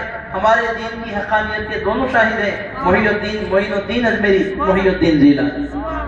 اللہ سبحانہ و تعالیٰ کو پہچاننے کی جب بات آتی ہے تو ہمارا ایمان منحصر ہوتا ہے حضور نبی کریم علیہ السلام کی زبان ذات گرامی پر، اور جب حق مسلک کو پہچانتا ہے، اور ہمارے لوگ ایسے بڑے بھالے بن جا رہے ہیں آج کل، بعض لوگ آج کل اکثر مسلمانوں کا بہت برا حال ہے، بہت برا حال ہے۔ بولتے ہیں وہ صوفیہ کرام بولتے ہیں کہ طالب مطلب یہ کہ جو عقبہ کو طلب کرتا ہے وہ چھوٹے پردے میں ہے، اور جو دنیا کو طلب کرتا ہے وہ بڑے پردے میں ہے، یعنی غفلت کا بڑا پردہ اس کی آنکھوں پر پڑا ہوا ہے، اور ہمارے زمانے میں اور اللہ کو طلب کرتا ہے پردوں سے بچا ہوا ہے۔ تو بہرحال ہمارے زمانے میں ہم کیا دیکھ رہے ہیں؟ اکثر مسلمانوں کا مادیت کا پھیلا ہوا ہے، زمانے میں میٹیریلزم کا پھیلاؤ آ چکا ہے مسلمانوں میں۔ اکثر میجورٹی ایسے مسلمانوں کی ہے ان کو خالی کھانے کا مطلب نہ ان کو سنیت سے کام، نہ وہابیت سے مطلب، نہ حق کیا ہے ان کو معلوم، نہ باطل کیا ہے ان کو معلوم، نہ ان کو اس میں دلچسپی لینا چاہتے، ان کو بہت بڑے پیسہ کمانے کی مشین ہو، یا اس سے بڑھ کر اور کیا بولے تو جیسا بیل گدھا کتا جانوروں جیسا زندگی گزار رہے ہیں، بھوک لگی تو کھا لیے، پیاس لگی تو پی لیے، نیند آگے سو گئے، ایک عمر کو پہنچے تو میاں بیوی کے تعلقات قائم میں نسل کو آگے بڑھا دیے، ایک چھوٹی چمٹی کو بھی بچہ پیدا ہو رہا ہے انہیں بھی انڈے دے کر بچے پیدا کر دیے۔ انسان پیدا کرا تو کون سے بڑا کام ہے؟ انسان اگر کھایا پیا تو کون سی بڑی بات ہے؟ اللہ نہیں رہا۔ جب دین کا معاملہ آتا ہے، جب عقائد کا معاملہ آتا ہے تو ایسے بولے بن جاتے ہیں کیا کرنا، آپ ایسا بولتے ہیں تو ایسا بولتے ہیں، ہم کیا معلوم، ہم کیسا ہماروں کیسا معلوم کرنا، ہم معلوم کیسا کرنا؟ آپ کی مسجد میں آئے تو آپ لوگ ایسا بولتے ہیں، ان کی مسجدوں میں تو ایسا بولتے ہیں، ان کا چینل کھڑے تو ایسا آتا ہے، ان کا چینل کھڑے تو ایسا آتا ہے، یہاں کے تو ایسا بول رہے ہیں، ہم کیا کرنا، ہم کیا کرنا؟ یاد رکھو آپ میلاد النبی کی محفل میں آئے ہیں، میں آپ کے سامنے یہ جو ہماری محفل ہے یہ ہری کٹھا آرام کرنا، جیسا کھانے کے بعد تبرک کو برسات کھا کر اٹھ کر چلے جاتے ہیں لوگ، ویسا نہیں ہے ہمارے پاس کا طریقہ ہے۔ اسلام ایک پریکٹیکل دین ہے۔ آپ جب یہاں آئے ہیں تو صرف بیٹھ کر فارمیلٹی کے طور پر آئے، بیٹھے نعرے لگا دیے، کچھ سن لیے، جلسے کامیاب کر دیے، مقصد نہیں، آئے ہیں تو کچھ لے کر جائیے اور ایک پیغام لے کر اٹھیے۔ آپ جب یہاں آئے ہیں تو عزیزان گرامی جب اتنی دیر آپ یہاں بیٹھ رہے ہیں تو کچھ سیکھ کر اٹھیے اور کچھ لے کر اٹھیے، اور یاد رکھیے دین کے معاملے میں اگر آپ بوڑھاپن اگر کریں گے، یہ بوڑھاپن آخرت میں عذر نہیں ثابت ہوگا۔ ہماروں کیا مطلب ادھر گئے تو ایسا بولے، ادھر گئے تو ایسا بولے، تو اتنے بولے ہیں آپ، اس کی بھی عقل نہیں ہے، آپ کو کون کیا ہے سوچنے سمجھنے کی صلاحیت نہیں ہے۔ اللہ تعالیٰ عقل دے دیا، بازار کو جب جاتے ہیں تو 100 روپے کی چیز 200 روپے کو خرید کر آئے گا زندگی میں۔ ہنڈی خریدنے سے پہلے ٹھوک کر دیکھتے ہیں پھٹی تو نہیں ہے کہیں۔ جب بازار کو ہنڈی خریدنے کے لیے جاتے ہیں تو پھٹی ہنڈی لے کر نہیں آتے، دین کا معاملہ نکل تو ایسے بولے ابھی آسمان کے اوپر سے اترے نہیں معلوم، زمین میں سے نکلے نہیں معلوم، ہمارا کیا معلوم، ایسا بولتے ہو ایسا بولتے ہیں۔ بازار کو گیا تو پھٹی ہنڈی خرید کر نہیں لایا، 100 روپے کی چیز کا 200 روپے میں نہیں خریدا پوری زندگی میں۔ جب دین کی ایمان کی جنت اور جہنم کے فیصلوں کی بات آتی ہے پورا بلا تو ان کے چہرے سے چپکنے لگتا ہے، ایسا معلوم ہوتا ہے ابھی آسمان سے تشریف لائے، معلوم نہیں ہے دنیا کے بارے میں بولے حضرت تو یاد رکھیے عزیزان گرامی یہ بولنا انسان کے لیے عذر نہیں رکھے گا۔ اللہ تعالیٰ آپ کو عقل دیا ہے، فہم دیا ہے، سوچ دیا ہے، سمجھے، اور سمجھنے کے واسطے مشکل نہیں سمجھنا، دین کو سمجھنا، اسلام کو سمجھنا مشکل نہیں ہے. ارے حضور پیرانی کے پیدا ہو جانے کے بعد اپنی مسئلہ کے حق کو سمجھنے کے لیے کچھ تکلیف ہے، آپ کو کچھ مشکل ہے. غریب نواز کے شان دیکھ لینے کے بعد اب بھی آپ کو کچھ مشکل ہے، کچھ تکلیف ہے. کیا مسئلہ کیا ہے کہ حقانیت کو پہچاننے کے لیے. تو عزیزان گرامی، جب دین کا ایمان کا معاملہ آتا ہے تو لوگ بھولے بننے کی کوشش کرتے ہیں. یاد رکھیے بھولا پن کام نہیں دے گا قیامت کے، اور اللہ تعالیٰ اس بھولے پن کی وجہ سے کسی کو نجات نہیں کرے گا. ہماروں کیا معلوم، یہ معلوم تو اللہ تعالیٰ کو نہیں گا. تو بازار میں جب جاتا تھا تو کبھی کوئی چیز جبل قیمت میں خرید کر لے لاتا تھا. جب آخرت کی بات آئی تو اتنا بڑا کیسا بن گیا؟ یہ بڑا بن نہیں ہے، یہ بھی ایک بہت بڑا شاطر، ایک شاطرانہ چال ہے. شیطان سکھاتا ہوگا ہماروں کو. مطلب کیا، ہم ان کو بھی کچھ نہیں بولتے، ان کو بھی کچھ نہیں بولتے، ٹائم ہی نہیں لگاتے کام میں. ہمارے دنیا چلتی رہے تو بس ہمارے کھانے کمانے کا سلسلہ چلتا رہا تو بس ہے.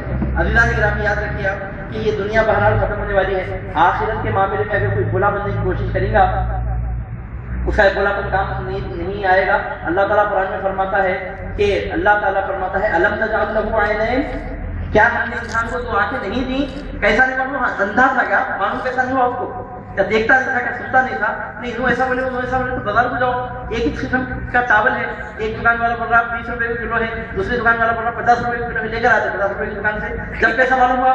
نہیں میرے کو کیا معلوم، وہ دکان والا 20 روپے بولا، وہ دکان والا 50 روپے لا لیا. ہمیں بولتے کیا، جب چاول خریدنے کے لیے جاتے ہیں کلو چاول جب غلط قیمت میں نہیں خریدتے تو پھر اپنے دین کا ایمان کا سودا بغیر سوچے سمجھے کیسے کر رہے ہو؟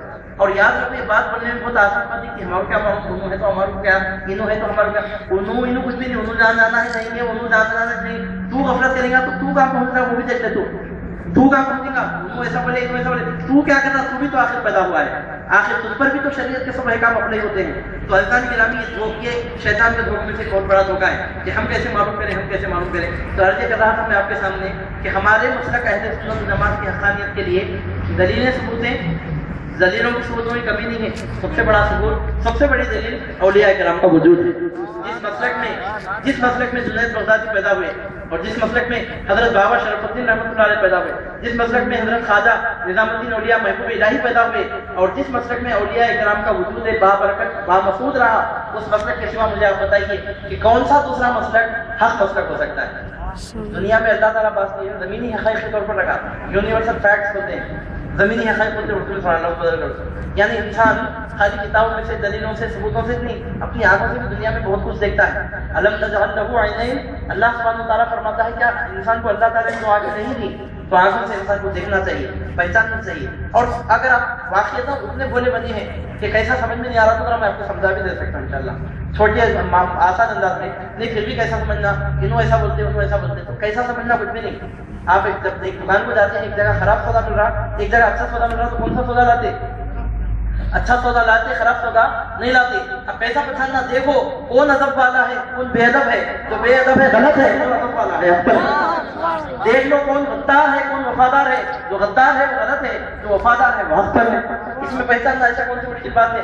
یہ دیکھ لو، کلمہ وہ بھی نبی کا پڑھتا ہے، کلمہ یہ بھی نبی کا پڑھتا ہے. انہیں بھی بول رہا لا الہ الا اللہ محمد رسول اللہ، انہیں بھی بول رہا لا الہ الا اللہ محمد رسول اللہ. کلمہ پڑھنے کے بعد انہیں بول رہا کہ ہمارے حضور پاک علیہ الصلوۃ والسلام کو اللہ تعالیٰ نے کائنات کے سب علوم عطا فرما دیے. انہیں کلمہ پڑھ کر بول رہا، پیٹ کے پیچھے کیا ہے رسول اللہ صلی اللہ علیہ وسلم کو نہیں معلوم، کل کیا ہونے والا ہے رسول پاک علیہ الصلوۃ والسلام کو نہیں معلوم. نعوذ باللہ من ذلک. اس سے بڑھ کر آپ کو پہچاننے کے لیے اور کیا پہچان چاہیے؟ تو اللہ نے گرامی عقل کو استعمال میں لائیے. اور یاد رکھیے کہ یہ جو فیصلے ہیں یہ کوئی گھوڑا گھوڑی کا کھیل نہیں ہو رہا. تھوڑی دیر کے واسطے بیٹھے کھیلے، انہوں جلسہ کرے، ان کے جلسے میں گئے بیٹھے نعرہ لگا دیے، انہوں ایک اجتماع کرے، ان کے اجتماع میں گئے کوئی بریانی والا کھائے آگے. یہ گھوڑا گھوڑی کا کھیل نہیں چل رہا. یہ گھوڑی کی شادی کرے، اس میں شریک ہو گئے، گھوڑے کی بسم اللہ کرے، اس میں شریک ہو گئے بولنے واسطے. عزیزان گرامی، یہ ہدایت و ضلالت کے فیصلے ہیں، جنت اور جہنم کے فیصلے ہیں، ایمان اور کفر کے فیصلے ہیں. آپ کو طے کرنا ہے کہ جنت میں جانا ہے کہ جہنم میں جانا ہے. جنت میں جانا ہے تو کس کے ساتھ ہونا ہے، اور جہنم میں جانا ہے تو کس کے ساتھ ہونا ہے. بہرحال یہ باتیں بڑی وضاحت طلب ہیں. میں اس ضمن میں چند باتیں آپ کے سامنے عرض کرتے ہیں، پھر اپنی بات کو اختتام کی طرف لے آؤں گا. آج کی ہماری گفتگو کے محور اور مرکز کے طور پر جو بات ہم آپ کے سامنے عرض کر رہے ہیں وہ یہ ہے کہ انسانوں کی ہدایت انسانوں سے ہوئی ہے. پکی بات، تاریخ ہے پوری کائنات کی، پوری تمام قوموں کی تاریخ ہے. انسان کی ہدایت کون کرا؟ انسان کرا. اور انسان کو بہکایا کون؟ بولے تو انسان کو بہکانے والا بھی انسان ہے. شیطان بہکایا تو پیچھے سے سامنے سے اس کو کھڑا کرتا، اس کے ذریعے اپنی بات پہنچاتا. پیچھے سے شیطان ہے. اب یہ الگ بات ہے، اب ادھر بھی کھڑے ہو کر واز کرنے والے واز کر رہے ہیں، ادھر اہل سنت کے اسٹیجوں سے بھی واز کرنے والے واز کر رہے ہیں. ان کے واز کے پیچھے سے ابلیسی توحید کام کر رہی ہے اور ان کے وازوں کے پیچھے سے مصطفی توحید کام کر رہی ہے۔ ان کے پیچھے ابلیس لعین جو بولا تھا میں اللہ کو مانتا ہوں آدم کو سجدہ نہیں کرتا، وہ نظریہ کام کر رہا ہے، اور اہل سنت و جماعت کی پشت پناہی پر غوث اعظم اور غریب نواز کی روحانی توجہ کام کر رہی ہے۔ امام حسین کی شہادت کا فیض کام کر رہا ہے۔ اب آپ بولتے ہیں کہ اب بھی ہمارے کو سمجھ میں نہیں آ رہا، سمجھ میں نہیں آنے کی وجہ کچھ نہیں ہے، ذرا سمجھنے کی کوشش کریں، بہت آسانی سے سمجھ میں آتا۔ آپ کو میں اہل سنت جماعت کی آسان پہچان بتا دوں، دیکھیں بہت آسان۔ اہل سنت جماعت کی آسان پہچان کیا ہے بتاؤ؟ 100 حدیثوں کو ماننے والے کو اہل سنت جماعت بولتے ہیں، بس یہ ہے اس کی وجہ، کسی حدیث کا انکار نہیں کرتے ہیں۔ 100 حدیثوں کو، اس سے آسان پہچان اور کیا بولوں گا؟ 100 حدیثوں کو ہم مانتے ہیں، ہاں بعض حدیثوں پر عمل نہیں ہے، رفع یدین وغیرہ کی حدیثیں عمل لے رہا ہوں حدیث کو، وہ ایک الگ مسئلہ ہے، وہ حدیث نہیں ہے مگر نہیں بولتے ہیں، ہوتا ہونے کے باوجود بھی بعض حدیثوں پر ہمارا عمل نہیں ہے تو ہم بولتے ہیں کہ اب عمل باقی نہیں رہا، اور وہ حدیث تو حدیث ہے، ہمارے سر پر ہے، ہمارے آنکھوں پر ہے۔ اب باطل مسلک والوں کو کیسا پہچان رہا؟ باطل مسلک کی آسان پہچان یہ ہے، کسی نہ کسی حدیث کا انکار کرتا ہوں، وہی اس کی پہچان ہے۔ کسی نہ کسی وہابیوں کو اپنے لوگ زیارت قبور کا انکار کرتا ہے، اور مسلم شریف کی حدیث سے ثابت ہے کہ حضور نبی کریم علیہ السلام بی بی عائشہ فرماتی ہے کہ جب بھی سرکار کی باری بی بی عائشہ کے گھر میں ہوتی تو حضور پاک علیہ السلام لازماً جنت البقیع کی قبرستان کی زیارت کے لیے تشریف لے جایا کرتے تھے۔ اب اگر کوئی زیارت قبور کا انکار کر رہا ہے تو اہل سنت جماعت سے خارج ہے۔ سرکار نے صحابہ کی شان خود بیان کی ہے، اب اگر یہ رافضی صحابہ کی شان کا انکار کرتے ہیں اہل سنت جماعت سے خارج ہے، رافضی شیعہ جن کو بولتے ہیں۔ اور خارجیوں میں آپ دیکھیے کہ سرکار پاک علیہ السلام نے اہل بیت کی شان بیان فرمائی ہے۔ یہ خارجی ذہنیت رکھنے والے اور یہ وہابی بھی جو ہیں اہل بیت رسول پاک علیہ السلام کی شان کو نہیں مانتے، سمجھنا وہ بھی گمراہ ہے۔ آل رسول کی شان اسلام میں بیان ہوئی ہے کہ زکوٰۃ کا مال سادات کو نہیں دیا جا سکتا، سرکار پاک علیہ السلام نے فرمایا کہ ایک مال کا میل ہے جو ان پاک لوگوں کو نہیں کھلایا جا سکتا، اور دارالعلوم دیوبند کا فتویٰ بھی ہے کہ سادات کو زکوٰۃ دینے سے زکوٰۃ ادا نہیں ہوتی۔ اب اتنا سب معلوم رکھ لینے کے باوجود اب سادات کو اہمیت کون دے رہا ہے کون نہیں دے رہا ہے، آپ وہی دیکھ لیجیے، آپ کو معلوم نہیں۔ ایسا ایک مسئلہ دو مسئلہ نہیں، ایسے ایک دو باتوں میں نہیں ہے۔ سرکار کے علم غیب کے بارے میں آپ دیکھ لیجیے، یا ایصال ثواب کے مسئلے میں آپ دیکھ لیجیے، یا سرکار پاک علیہ السلام کے معجزات کے بارے میں آپ دیکھ لیجیے، اہل بیت اور صحابہ کو ماننے کے بارے میں آپ دیکھ لیجیے، اولیاء اللہ کی کرامتوں کے بارے میں آپ دیکھ لیجیے۔ سنی کس کو بولتے ہیں؟ قرآن کو حدیث کو پورے طور پر جو مانتا اس کو سنی بولتے ہیں۔ اور 72 کے 73 فرقوں میں آپ دیکھیے کسی نہ کسی بات کو نہیں مانتے، کوئی اولیاء اللہ کو بھی نہیں مانتا، انہیں صحابہ کو بھی نہیں مانتا، انہیں اہل بیت کو بھی نہیں مانتا، انہیں کسی حدیث میں آنے والی کسی اہم روایت کا انکار تو نہیں کرتا، سرکار پاک علیہ السلام کی کسی ایک سنت کا انکار تو کرتا۔ اور حیرت کی بات یہ ہے کہ لوگ ایسا معروف ہو جاتے ہیں سنت پر عمل کرنے والے، سنت پر عمل کرنے والے، جو لمبا جھپا پہن لیا ایک مسواک جیب میں رکھ لیا، لوگ بولے ابا کیا سنت پر عمل کرنے والے، سنت پر تو کیا سمجھ لیے لوگ؟ ایک لمبا جھپا، ایک ادھر کی شیشی، ایک مسواک، ایک سرمے ختم، ایک لمبی داڑھی، پوری سنت وہیں ختم ہوگی، سمجھ لیں۔ عزیزان گرامی، یقیناً یہ سنتیں ہیں، یہ جو 4-5 چیزیں ہیں یقیناً سنتیں سر پر ہیں، آنکھوں پر ہیں۔ اگر آپ مجھے بتائیں کتنے ایسے کافر ہیں داڑیاں بھی رکھتے ہیں باتوں میں، کتنے ایسے کافر ہیں کہ جو لمبے لمبے جھپے صوفہ وغیرہ پہنتے ہیں، فاتحہ وغیرہ آپ دیکھیں، کتنے ایسے کافر ہیں جو خوشبوؤں کا استعمال بھی کرتے ہیں۔ اب آپ عرب ممالک میں ادھر جا کر دیکھیں گے تو میں اشارے کر رہا تھا آپ کے سامنے، ہم سرکار کی سنت سمجھ کر جس کام کو بھی عمل میں لائیں گے وہ کام اللہ تعالیٰ تک ہم کو پہنچا دے گا، انما الاعمال بالنیات۔ مگر جو بات عرض کرنے کی ہے، سنت پڑھے تو لوگوں کے ذہن میں کیا بات آ گئی؟ عبادت پڑھے تو سمجھتے مسجد میں ہوتی ہے، اس عبادت پڑھے تو مسجد، سنت پڑھے تو سرمے دانی، ادھر کی شیشی، مسواک، ختم ہو گیا، وہی ختم ہوگی سنت، سمجھ رہے۔ تو آپ یاد رکھیے یہ چیزیں یقیناً سنت ہیں، لازماً سنت ہیں۔ اگر کوئی مسواک کا مذاق اڑایا تو کافر ہے، اگر کوئی داڑھی کا مذاق اڑایا تو انہیں کافر شکیت نہیں ہے، سرکار کی سنت ہے۔ مگر میں آپ سے ایک سوال یہ کر رہا ہوں، کیا یہ 2-3 چیزوں کا نام سنت ہے، اس کے علاوہ سنت کا کچھ بھی نہیں؟ کیا یہ 2-3 سنت ہے اور سنت کچھ بھی نہیں ہے؟ ارے کیا سنت پر عمل کرنے والے بھائی بہن، آپ کو کیسا معلوم ہوا؟ مسواک کرتے ہیں، ادھر لگاتے ہیں، 3 سنت گنا دیا، آپ یہ کیا سمجھ سکتے ہیں کہ پورے سنتوں میں ان کا عمل ہو رہا؟ کیا پورے سنت یہ 2-3 چیزوں میں چھے گا؟ تو عزیزان گرامی، سنت 100 میں نہیں ہزاروں میں ہے، آپ کو معلوم ہونا چاہیے۔ سنت 100 میں نہیں ہے، ہزاروں میں ہے۔ اور اہل سنت و جماعت کی خوشبخت یہ ہے کہ ہمارا سنتوں پر عمل کرنا یہ سرمے کی شیشی میں اور عطر کی شیشی میں، سرمے دانی میں اور مسواک میں اٹک کر نہیں رہ گیا، ہم ان سنتوں پر بھی عمل کرتے ہیں، سرکار کی دیگر تمام سنتوں پر عمل کرتے ہیں۔ یہ اہل سنت و جماعت کی پہچان ہے۔ اے زندگی بھر آنکھوں میں سرما لگانے والے، تجھے معلوم ہونا چاہیے کہ آنکھوں میں سرما لگانا یہ سرکار کی سنت کا ظاہری پہلو ہے۔ امام حسین کی شہادت کے غم میں آنسو بہانا یہ بھی تو میرے سرکار کی سنت ہے۔ اے اپنے جبے پر عطر لگا لگا کر اپنی عطر کے خوشبوؤں سے معطر کرنے والے، اپنے کپڑے کو خوشبوؤں سے معطر کرنا یقیناً میرے سرکار کی سنت ہے، لیکن امام حسن اور امام حسین کی محبت سے اپنے دلوں کو معطر کرنا یہ بھی تو میرے سرکار کی سنت ہے۔ اگر کوئی حسنین کریمین کی محبت سے محروم ہے، سنت کا ظاہری پہلو تو اس کو مل گیا، سنت کے باطنی پہلو سے محروم رہے گا۔ سنت کس بولتے ہیں؟ جو کام سرکار کرے اور امت کے لیے قابل عمل ہو۔ امام حسن امام حسین سے سرکار محبت بھی کرے اور امام حسنین کریمین کی محبت امت کے لیے قابل عمل بھی ہے۔ اب اگر کسی دل میں امام حسن اور امام حسین کی محبت نہ ہو، عطر لگا لگا کر نہیں، اس کے وجود کو عطر کے ساتھ سمندروں میں ڈبو کر بھی نکال دیا جائے، خدا کی قسم ناپاک کا ناپاک ہے۔ اس کا دل پاک نہیں ہو سکتا، اس کا وجود پاک نہیں ہو سکتا، کیونکہ اہل بیت کی محبت کے بغیر ایمان کامل ہی نہیں ہو سکتا۔ ظاہر تیری نماز کو میرا سلام ہے، بے حب اہل بیت عبادت حرام ہے۔ اگر کسی کے دل میں اہل بیت سے رسول پاک علیہ السلام کی محبت نہ ہو اور عطر پر عطر لگاتے جا رہا، عطر پر عطر لگاتے جا رہا، لاکھ عطر لگاتا جائے، اس کے وجود کو 7 عطر کے سمندروں میں ڈبو کر نکالا جائے، لیکن اس کی وہ ناپاکی نہ کبھی ختم ہو سکتی ہے، نہ اس کو ایمان کی ترقی نصیب ہو سکتی ہے۔ سنت پر عمل کرنے کا مطلب کیا ہے؟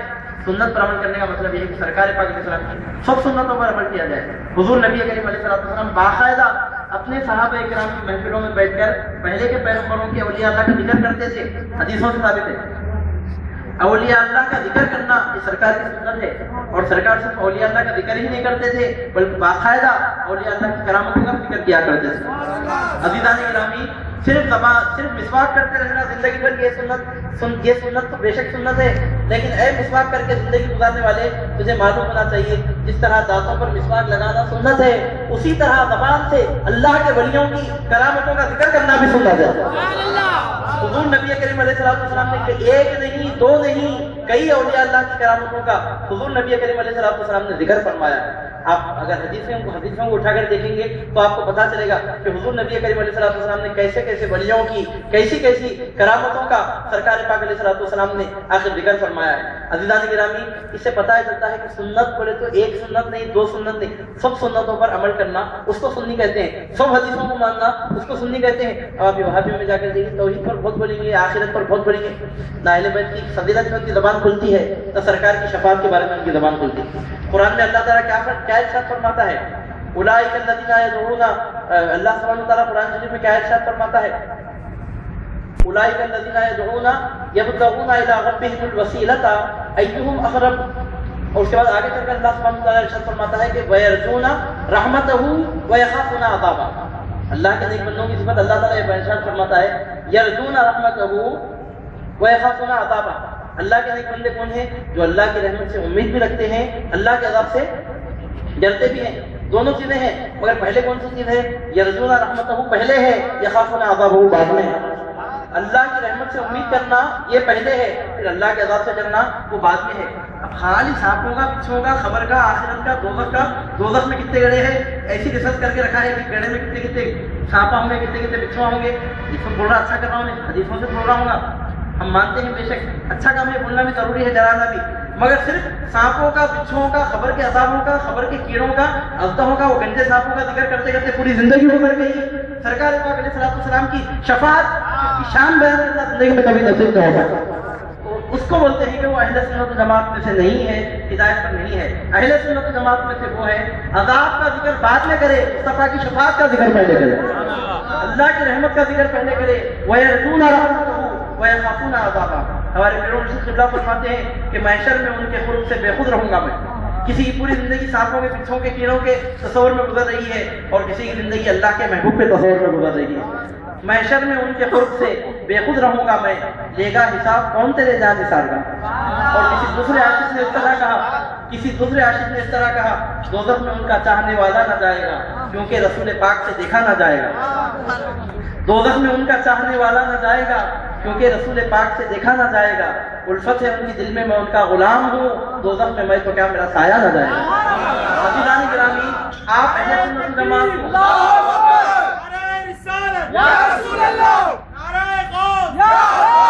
موجودہ دور سفر میں اگر آپ اہل سنت جماعت کو پہچاننا چاہتے ہیں تو اس کی آسان پہچان آپ کو میں بتاتا ہوں. جن حلقوں میں، جن اجتماعات میں، جن تربیتوں میں صرف عذاب کا ہی ذکر ہو، رحمت کا ذکر ہی نہ ہو، سمجھ جانا کہ وہ اہل حق میں سے نہیں ہے. اہل حق کا طریقہ یہ ہے کہ وہ اللہ کی رحمت کا ذکر پہلے کرتے ہیں، اللہ کے عذاب کا طریقہ بعد میں کرتے ہیں.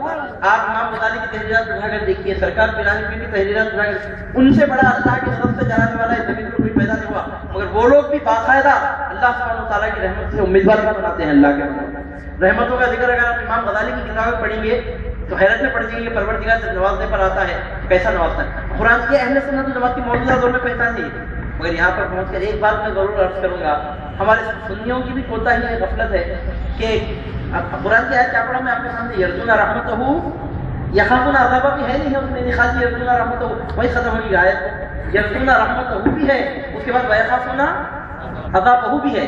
تو اہل حق کی پہچان کیا ہے کہ رحمت سے امیدوار بھی ہوتے ہیں، پروردگار کی رحمت سے، اور اس کے عذاب سے ڈرتے بھی ہیں. اگر آپ عذاب سے نہیں ڈرتے تو مطلب کیا سمجھنا، پھر آپ کو اہل سنت جماعت کا سمجھنا. یا ایک فرقہ تھا پہلے ایک فرقہ ایسا بھی وجود میں آیا تھا کہ وہ فرقہ یہ بولتا تھا کہ کسی پر عذاب ہوگا نہیں بولے. کیا ویسی بات نہیں ہے؟ نعوذ باللہ من ذالک. ہمارے پاس اہل سنت جماعت کے پاس ہمارے پاس یہ ہے کہ رحمت کا تصور بھی ہے اور عذاب کا ڈر. عذاب کا ڈر ہمارے پاس جتنا ہے کسی کے پاس نہیں. بولو میں جتنا عذاب کا ڈر ہمارے پاس ہے نا کسی کے پاس نہیں. عذاب پڑے تو سارا ہی وہ دوزخ کے گندے سانپوں کا ذکر کرنے کو عذاب کا تصور نہیں بولتے. پریکٹیکل مثال اگر موجود ہے کہیں تو اہل سنت جماعت کے پاس ہے.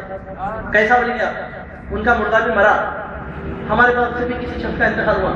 اب وہ لوگ کیا کرتے ہیں، نماز جنازہ پڑھنے کے بعد لے جا کر خبر میں ڈال کر آگے بعد اب عذاب کے کوڑے برستے رہے، اس پر آگ کی بارش ہوتی رہے، کوئی پڑھکا نہیں دیکھتا ان کے پاس. ہے کیا زیارت رسول کا کانسیپٹ ہے کیا؟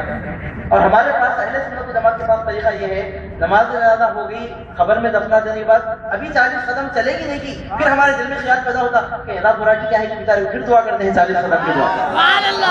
پھر گھر کو آئے تو ایک گھر کو آنے کے بعد پھر فکر ہوتی کہ عذاب برا کی کیا ہے. ایک دن 2 دن ہوئے کہ نہیں، پھر زیارت کی فاتحہ کرے، ختم قرآن کرے تو واپس ہے. کیا ہے اگر 40 قدم کی فاتحہ سے اگر عذاب نہیں چلا کم از کم زیارت کی فاتحہ سے تو عذاب ٹل جائے. پھر زیارت کی فاتحہ ہوئی کہ نہیں ہوئی، ابھی 10 دن گزرے نہیں گزرے، پھر خیال پیدا ہوتا ہے تو 40 قدم کی فاتحہ بھی ہوئی، زیارت کی دعا بھی ہوئی، عذاب ٹلا کہ نہیں کس کو معلوم. ویخافون عذابہ، عذاب کا ڈر اتنا ہوتا دل میں کہ بولتے ہیں کس کو معلوم. پھر بھی ایک مرتبہ بیچارے کی مغفرت کی دعا کرو، ذرا لوگوں کھلاؤ ثواب پہنچاؤ. اگر اب تک عذاب نہیں چلا تو 10ویں کی فاتحہ سے عذاب چلتا. پھر ایک 10 دن ہوئے کہ نہیں ہوئے، پھر دل میں خیال پیدا ہوتا یرجون رحمتہ ویخافون عذابہ. اس سے بڑی پریکٹیکل مثال آپ کو سوائے سنیوں کے اور کہاں مل سکتی ہے اللہ تعالیٰ کے عذاب سے ڈرنے. عزیزان گرامی، 20 دن ہوئے کہ نہیں ہوئے، پھر ہمارے دل میں خیال پیدا ہوتا وہ ہمارے عزیز تو مر گئے بیچارے عذاب برائے کی آئے گی. چلو 20 دن کو پھر دعا کرو، پھر فاتحہ کرو. پھر 40 دن ہوئے کہ نہیں، پھر دعا کرو، پھر فاتحہ کرو. اس کے بعد پھر بار بار زیارت قبول کے لیے زندگی پر 40 ہو گیا تو اس کے بعد بھی ختم نہیں ہوتا. اگر قریبی عزیز ہیں، قریبی رشتہ دار، ماں باپ اگر ہیں یا قریبی رشتہ دار ہیں، پہلے سنت جماعت کے بعد باقاعدہ کانسیپٹ ہے ہفتے میں 1 مرتبہ کم از کم زیارت کے لیے جاتے جاؤ، دعا کرتے جاؤ. گزشتہ ہفتے کو اگر عذاب نہیں چلا اس ہفتے میں چل جائے، اس ہفتے میں نہیں چلا اس ہفتے میں چل جائے، اس ہفتے میں نہیں چلا اس ہفتے میں چل جائے. زیارت قبول کے لیے ہم جاتے جاتے ہیں، اللہ کے بندے کے لیے اللہ کے عذاب سے امان مانگتے جاتے ہیں. اب زندوں کے آپ مردوں کے لیے مانگتے، زندوں کے لیے نہیں مانگتے. کیا کون بولے نماز کے بعد دعا نہیں کرتے ربنا آتنا فی الدنیا حسنۃ وفی الآخرۃ حسنۃ وقنا عذاب النار. زندہ تو ایک دن میں 5 مرتبہ امام کے ساتھ مسجد میں بیٹھ کر دعا مانگ رہا ہے، وہ بیچارہ مردہ نہیں معلوم کون سی حالت میں ہے. جاتے جا رہے ہیں، اس کے اشارے ثواب کے لیے کوشش کرتے جا رہے ہیں، اس کی مغفرت کی دعا مانگتے جا رہے ہیں. انہیں مر کے بعد 1 مرتبہ نماز جنازہ پڑھا کر جو اس کو خبر میں دفن کر کے آ گیا، ایسا عذاب سے بے نیاز ہو گیا. اب ایسا معلوم ہو رہا اس کو فکر ہی نہیں ہے اس کی، مر گیا مردود. فاتحہ کا ضرور بولتے ہیں مر گیا مردود. ابھی ہمارے پاس ہمارے کرنول میں بھی ایک فون آیا، ہمارے شاگردوں میں سے ہماری شاگرد تھا، ایک بچی فون کی. کیا بولے تو کیا کرنا سر، ہمارے والد صاحب ذرا ایسے ویسے لوگوں میں نامہ نشانہ کہیں بولنا، وہ لوگوں میں جانے آنے والے تھے، گھر کا پورا ماحول سنی ماحول لے گئے تھے، انہوں ذرا وہ کاموں میں جانے آنے والے تھے. انتخاب ہوگا ان کا، کیا کرنا بچی کیا کرنا بچوں کیا مطلب زیارت کی فاتحہ 10واں 20واں کرنا نہیں کرنا. کرنے میں کیا ہے بولا میں تو نہیں، انہوں مرنے سے پہلے وصیت کرے تھے کہتے میری زیارت کی فاتحہ بھی نہیں کرنا، 10واں بھی نہیں کرنا، 20واں نہیں کرنا، 40واں نہیں کرنا، کچھ بھی نہیں کرنا. میں سنا فون پر تو لاور پڑھ کر بولا چھوڑو نکو کرو بیٹا. انہیں خود نہیں چلا تو کہیں پر نہیں، مر گیا مردود. فاتحہ تو اس کی خدمت میں نہیں ہے، وہی بولا نا توفیق اسے کہتے ہیں کہ میں نے اس سے مانگا بھی وہی جو اس نے دینا تھا. ہمارے پاس اہل سنت جماعت کے لوگ جب مرتے ہیں تو مرنے سے پہلے کسی فکر کرتے ہیں، کسی نہ کسی اچھے کام میں پیسہ لگاتے ہیں. تو عذاب کا تصور ہے تو عذاب کے ذکر کو نہیں بولتے، عذاب کا تصور تو کرتے ہیں. خالی روزخ کے سانپوں کا بچھوں کا ذکر کرتے کرتے پوری زندگی گزارنا، تو سانپوں کا بچھوں کا ذکر کرتے کرتے زندگی گزار رہا ہے. ہم غریب نواز کی غوث اعظم کی کرامتوں کا ذکر کرتے کرتے زندگی گزار رہے ہیں. حضرات گرامی کون بول سکتا؟ آپ بولیے نہیں کہ اہل سنت جماعت مرجیہ کے ویسے ہے، یہ لوگ مرجیہ بولتے ہو، پھر کیا بولتے ہیں؟ ہر زمانے میں فرقہ سرکار غوث پاک اپنی تصانیف میں ذکر فرمائے ہیں اس کا. مرجیہ ایک فرقہ تھا، کیا بولتے تھے معلوم کرو، مومن کو ضابط نہیں ہوتا بولتے تھے. کوئی تو بولتے گا آپ میں سے ہے نا، اگر مومن کو ضابط نہیں ہوتا بولتے، اگر کوئی سنی ایسا بولتا ہو تو پکڑ لیتا ہوں. جب ضابط نہیں ہوتا تو پھر فاتحہ گئی ہوں، دلالہ میں 10واں گئی ہوں، 20واں گئی ہوں، 40واں گئی ہوں، یہ برسی گئی ہوں، یہ قبرستان کو جانا گئی ہوں، پڑھ کر آنا گئی. عزیزان گرامی عذاب کا کانسیپٹ خیبر کرتے ہو، اور ان کے پاس تو خالی زندہ رہتے بٹھا کر جلانے کے واسطے ہے، خالی جلانے دھمکانے کے واسطے. اور ہمارے پاس تو بطور ہمدردی کے ہے کہ مرنے کے بعد بھی ہم اپنے مردوں کو کبھی نہیں بھولتے. اور ویسے بھی عزیزان گرامی مردوں کی اگر شان دیکھنا ہے صرف ایک مسلک اہل سنت والجماعت میں آپ دیکھ سکتے ہیں. مرنے والوں کی اگر شان ہے کہ جتنے مسلک والے ہیں مرنے کے بعد ان میں اور کتے اور گدھے کے جنازے میں کچھ فرق نہیں ہے. اور اہل سنت والجماعت کی یہ خوش بختی ہے کہ مرنے کے بعد اگر شان دیکھنا ہے آپ تو عاشق رسول کا جنازہ دیکھیے کہ چہرے پر اس کے کیسے مسکراہٹ ہوتی ہے، اور اس کے جنازے پر کیسے پھول برسائے جاتے ہیں، اس کے خبر پر کیسی چادریں چڑھائی جاتی ہیں. اور جب وہ خبر میں جاتا ہے تو اس کو نہلا دھلا کر اس طرح تیار کر کے اس کو بھیجا جاتا ہے کہ آج یہ امتی اپنے نبی سے ملنے والا ہے.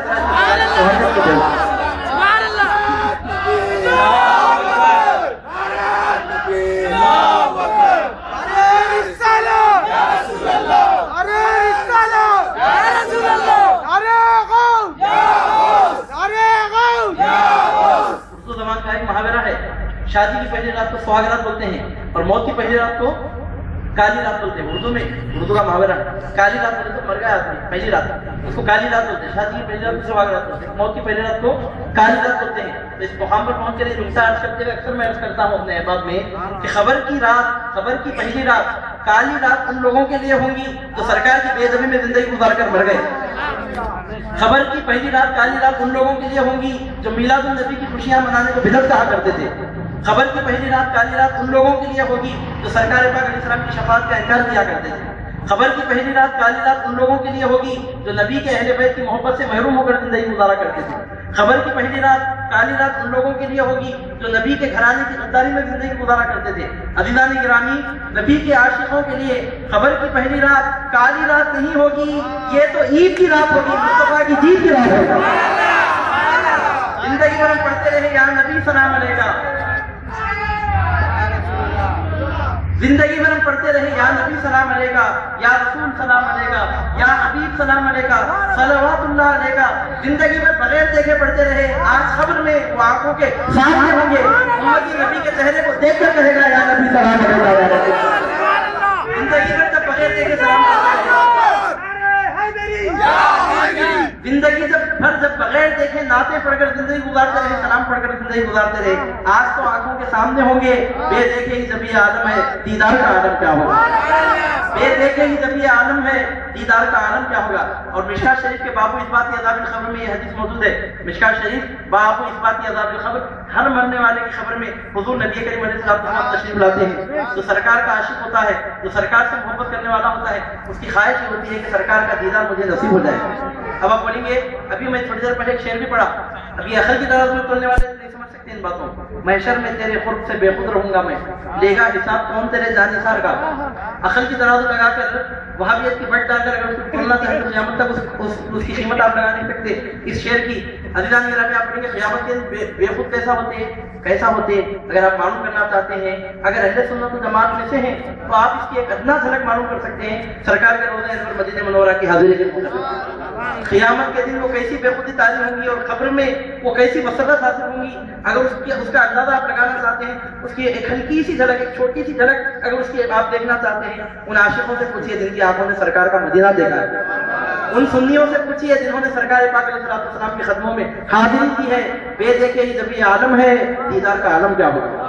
یہاں سرکار پردوں میں چھپے بیٹھے ہیں، سنہری جالیوں کے پیچھے چھپے بیٹھے ہیں، تو یہاں دل کی کیفیت ایسی بدل رہی ہے. وہاں وہ اپنا نقاب اپنے رخ سے اٹھا کر سامنے جلوہ کرتا ہوں گے. آپ بتائیے کہ وہاں عاشقوں کا کیا حال ہوگا، سرکار کے چاہنے والوں کی کیا کیفیت. اور اگر اس حالت میں اس پس منظر میں ایسا کہا جا رہا ہے تو کیا غلط کہا جا رہا ہے کہ محشر میں ان کے قرب سے بے خود رہوں گا میں، دے گا حساب کون تیرے جان نثار کا۔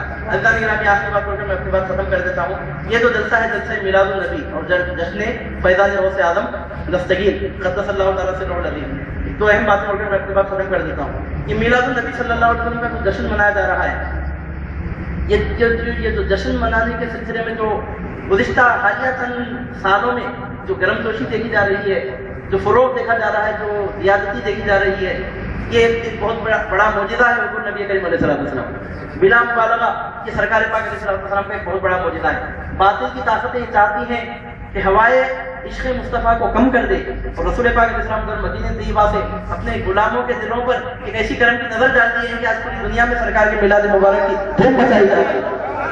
اور اس مقام پر پہنچ کر میرا وجدان ایک بات کہتا ہو سکتا ہے غلط ہے، اللہ عالم کے ساتھ میرا وجدان ایک بات یہ کہتا ہے کہ عنقریب دنیا میں سنیت کا انقلاب آنے والا ہے انشاءاللہ، عنقریب آنے والا ہے، اور وہ انقلاب بنام میلاد النبی صلی اللہ علیہ وسلم ہوگا۔ اور پھر سرکار غوث پاک کا جو نام ہے، حضور پیران پیر کا نام تو حق اور باطل کے درمیان ہمیشہ فرق کرنے والا نام رہا ہے، اور اگر آپ حق مسلک والوں کو دیگر مسلکوں کے لوگوں سے جدا کرنے کے لیے اگر کسی لفظ کو بطور پیمانہ اگر آپ استعمال کرنا چاہیں گے، ایک نام استعمال ہوگا سرکار پیران پیر حضور غوث اعظم دستگیر قدس اللہ تعالیٰ سے روح العزیز کا نام ہے۔ عزیزان گرامی، میں جیسا عرض کر رہا تھا آپ کے سامنے، اللہ تعالیٰ تک انسانوں کو انسان ہی پہنچائے۔ قرآن کی روشنی میں یہ بات، اب یہ بات نظر آ رہی ہے، اس کی وضاحت کرتے ہوئے میں اپنی بات ختم کر دیتا ہوں ورنہ انکمپلیٹ ہو جاتی ہے بات۔ انسانوں کو ہمیشہ اللہ تعالیٰ تک کون پہنچائے؟ کتابہ نہیں پہنچائے گا، وہ میں انسانوں کو انسان تک، انسانوں کو اللہ تک صرف انسان پہنچایا۔ اس بات کا ثبوت کیا ہے؟ اس بات کا سب سے یہ تمہید میں جو شروع کرا میں بات، اب اس کا اور تھوڑی سی وضاحت کرتے ہوئے بات ختم کر دیتا ہوں۔ اس کا سب سے بڑا ثبوت تو پیغمبروں کا وجود ہے۔ جتنی قوموں کو اللہ تعالیٰ ہدایت دینا چاہا کیا کرا؟ ہر ایک کے پاس کیا کرا؟ انسان کو بھیجا، اور ہر انسان کو کون سے لباس میں بھیجا؟ ہر پیغمبر کو انسان کے روپ میں بھیجا، بشری لباس میں بھیجا۔ اس سے پتہ چلتا ہے کہ خدا تک بندے کو پہنچانے کا کام فرشتہ نہیں کرا، انسان نے کرا، پہلی بات۔ اب ہمارے حضور صلی اللہ علیہ وسلم کی ولادت یہ بات تک تو ایسا ہوا، یہاں تک سمجھنا بہت آسان ہے، اس میں اختلاف بھی نہیں ہوا انشاءاللہ، ہر کوئی مان لیتا آسان ہے۔ موٹے موٹے دماغوں میں بھی اترتی بات آ جائے گی، چھوٹے چھوٹے باتوں نہیں اترتے، وہ دماغ میں مجھے ذرا موٹے موٹے باتیں بڑے سمجھ میں آتا ہے، موٹے موٹے دماغ میں سمجھ سکتے اس بات کو ذرا کہ ایسا پیغمبر آتے گئے اور حق کا پیغام پیش کرتے گئے۔ جب بھی ہدایت ملی، جب بھی ہدایت مطلب یہ دلالت جب ملی، ہدایت کا چراغ جب ٹمٹمانے لگا، ہدایت کا سلسلہ جب کمزور پڑ گیا، دلالت پھیلنے لگی، گمراہیاں پھیلنے لگی، تو اللہ تعالیٰ پھر پیغمبروں کو بھیج دیتا۔ جب ضرورت پڑتی دنیا میں پیغمبر تشریف لے آتے، جب ضرورت پڑتی دنیا میں پیغمبر تشریف لے آتے۔ ہمارے سرکار کہتے ہوئے سلسلہ چلا، اور جتنے لوگوں انسانوں کو ہدایت بتانے کے لیے اللہ تعالیٰ ہدایت کا راستہ بتانے کے لیے بھیجا، انسانوں کو بھیجا۔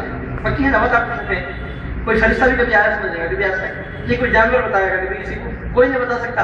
انسانوں سے کیا ہوتا ہے، انسانوں سے کیا ہوتا ہے، بیوقوف انسان ہی انسان کو خدا تک پہنچ جاتا ہے۔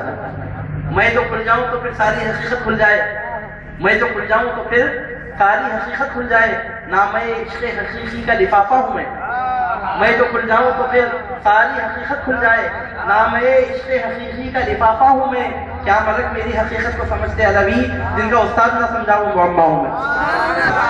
اور علامہ اقبال کہتے ہیں، انسان کی پیدائش کے تعلق سے علامہ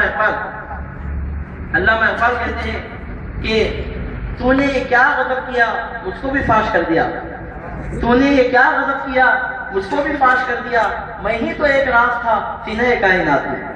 انسان کی پیدائش کے بعد وہ راز فاش ہو چکا ہے۔ تو سرکار رسالت مآب علیہ السلام کی جب دنیا میں جلوہ گری ہوئی، حضور غوث مآب کی جب دنیا میں جلوہ گری ہوئی، اب وہ کون سا راز باقی رہے گا؟ جن کی خصلت میں جہنم میں جانا ہے، جن کی فطرت میں گمراہی کے گڑھے میں گرنا ہے، ان کے سوا پہچاننے والوں کے لیے پہچان مشکل کب رہی۔ تو ہمارے حضور صلی اللہ علیہ وسلم کی ولادت طیبہ تک انسانوں کے ذریعے پیغمبر انسان بن کر انسانوں کی شکل میں آ کر کا منظر دی، یہاں تک بات۔ اس کے بعد کا پس منظر اور اس زمانے میں سرکار غوث پاک کی شان کی ایک جھلک دکھا کر میں اپنی بات ختم کر دیتا ہوں۔ جب ہمارے حضور پاک علیہ السلام کی دنیا میں جلوہ گری ہوئی تو سرکار ایک الگ شان کے ساتھ آئی، ہر آنے والا الگ شان سے آیا، مگر ہمارے سرکار الگ شان سے آئے۔ سرکار کی شان کیا بیان ہوئی سورہ احزاب میں؟ ما کان محمد ابا احد من رجالکم ولکن رسول اللہ وخاتم النبیین وکان اللہ بکل شیء علیما۔ محمد عربی صلی اللہ علیہ وسلم تم میں سے کسی مرد کے باپ نہیں ہے، بلکہ وہ تو اللہ کے رسول، نبیوں کے خاتم ہے، اور اللہ ہر چیز کا جاننے والا ہے۔ عزیزان گرامی، اس آیت مبارکہ میں سرکار کی شان یہ بتائی جا رہی ہے، سرکار آخری نبی ہے، آخری نبی ہے، مطلب سرکار کے بعد کوئی نبی آنے والا نہیں ہے۔ اب بعض لوگوں کو اس میں جو ہے کہ الجھن پیش آ گئی، اس مقام پر پہنچ کر بعض لوگوں کو الجھن پیش آ گئی کہ حضور صلی اللہ علیہ وسلم اگر آخری نبی ہے، یہ تعریف کی کیا بات ہے؟ یہ مقام مدح میں کیوں یہ بات بیان کی جا رہی ہے؟ اس میں مدح کا کون سا پہلو ہے؟ تعریف کا کون سا پہلو ہے؟ آخری ہونا یہ کون سی تعریف کی بات ہے؟ فضیلت گرامی بہت بڑی تعریف کی بات ہے۔ کیوں؟ اس واسطے کہ جتنے پیغمبر دنیا میں آتے رہے ان کے بعد کسی اور پیغمبر کی ضرورت دنیا میں نہیں ہوگی، باقی رہی۔ ایک پیغمبر آئے ان کے بعد کسی اور کی ضرورت رہی، دوسرے آئے ان کے بعد کسی اور کی ضرورت باقی رہی، تیسرے آئے ان کے بعد کسی اور کی ضرورت باقی رہی۔ جب سرکار آ گئے تو کسی کی ضرورت باقی نہیں رہی، یہ حضور صلی اللہ علیہ وسلم کی شان ہے۔ جب سرکار آ گئے تو ایسی شان کے ساتھ آگے کسی کے آنے کی ضرورت باقی نہیں رہی۔ اگر اللہ تعالیٰ چاہا تو سرکار کو پہلے نہیں بھیج سکتا تھا دنیا میں، بڑی بات تھی کیا؟ اللہ تعالیٰ اگر سرکار کو چاہا تو پہلے نہیں بھیج سکتا تھا کیا؟ یہ آیت مبارکہ بڑی اہمیت رکھتی ہے اور سرکار کی شان اور مقام اور مداح کو بہت بہتر انداز میں پیش کر رہی ہے۔ اگر اللہ تعالیٰ سرکار کو اگر پہلے بھیج دیتا، دوسرے پیغمبر دنیا میں آنے کی ضرورت ہی باقی نہیں رہتی تھی، کسی پیغمبر کی رسالت اور نبوت کی ضرورت ہی باقی نہیں رہتی۔ اس بات سے اللہ سبحانہ وتعالیٰ فرماتا ہے آخری نبی سرکار ہے، اور سرکار کو ارشاد فرماتے ہیں انا خاتم النبیین ولا نبی بعدی، او کما قال صلی اللہ علیہ وسلم کلا۔ سرکار ارشاد فرمایا کہ میں آخری نبی، میرے پاس کوئی نبی نہیں ہے۔ اب اللہ تک انسان کو انسان پہنچاتا رہا، پیغمبروں کے ذریعے کام ہوتا رہا۔ جب سرکار دنیا سے تشریف لے گئے تو اب کیا ہوا؟ اس کے بارے میں قرآن میں اللہ تعالیٰ ارشاد فرماتا ہے کنتم خیر امۃ اخرجت للناس تأمرون بالمعروف وتنہون عن المنکر وتؤمنون باللہ۔ اللہ تعالیٰ اپنے حبیب پاک محمد عربی صلی اللہ علیہ وسلم کی امت بابرکت سے مخاطب ہو کر ارشاد فرماتا ہے کہ تم خیر امت ہو، کہ لوگوں کے لیے ظاہر کیے گئے ہو، تم لوگوں کو اچھائی کا حکم دیتے ہو اور بری باتوں سے روکتے ہو، اور اللہ پر تم ایمان رکھتے ہو۔ وتؤمنون باللہ ولو آمن اہل الکتاب لکان خیر لہم، اہل کتاب بھی اگر ایمان لا لیتے اس نبی پر تو ان کے حق میں بہتر تھا۔ منہم المؤمنون، ان میں بھی بعض لوگ ایمان لانے والے ہیں، اہل کتاب میں بھی بعض لوگ سرکار پر ایمان لا لیے۔ منہم المؤمنون واکثرهم الفاسقون، لیکن افسوس کی بات یہ ہے کہ ان میں ایمان لانے والے کم ہیں، انکار کرنے والے زیادہ ہیں، یہ بات ہے۔ مگر رسول پاک علیہ السلام کی امت کی جو شان یہاں پر بیان ہو رہی ہے کیا ہے؟ اللہ تعالیٰ فرماتا ہے اے نبی پاک صلی اللہ علیہ وسلم کی امتی ہو، تم خیر امت ہو۔ اب یہ ایک الگ اینگل سے بحث کریں تو بہت لمبی ہوتی ہے، اس آیت کی تفسیر میں اگر گئے تو میں صرف اشارہ دے رہا ہوں اس آیت کے ضمن میں، یہ آیت میرا موضوع نہیں ہے، اس کو صرف اشارتاً لا رہا ہوں آپ کے سامنے اس مقام پر۔ تو اللہ تعالیٰ فرماتا ہے اب کیا اس کا اس سے یہاں پر سوال یہ پیدا ہوتا ہے کیا پہلے کے پیغمبروں کی امت یہ کام نہیں کرے؟ کیا امر بالمعروف نہیں ہے منکر کا؟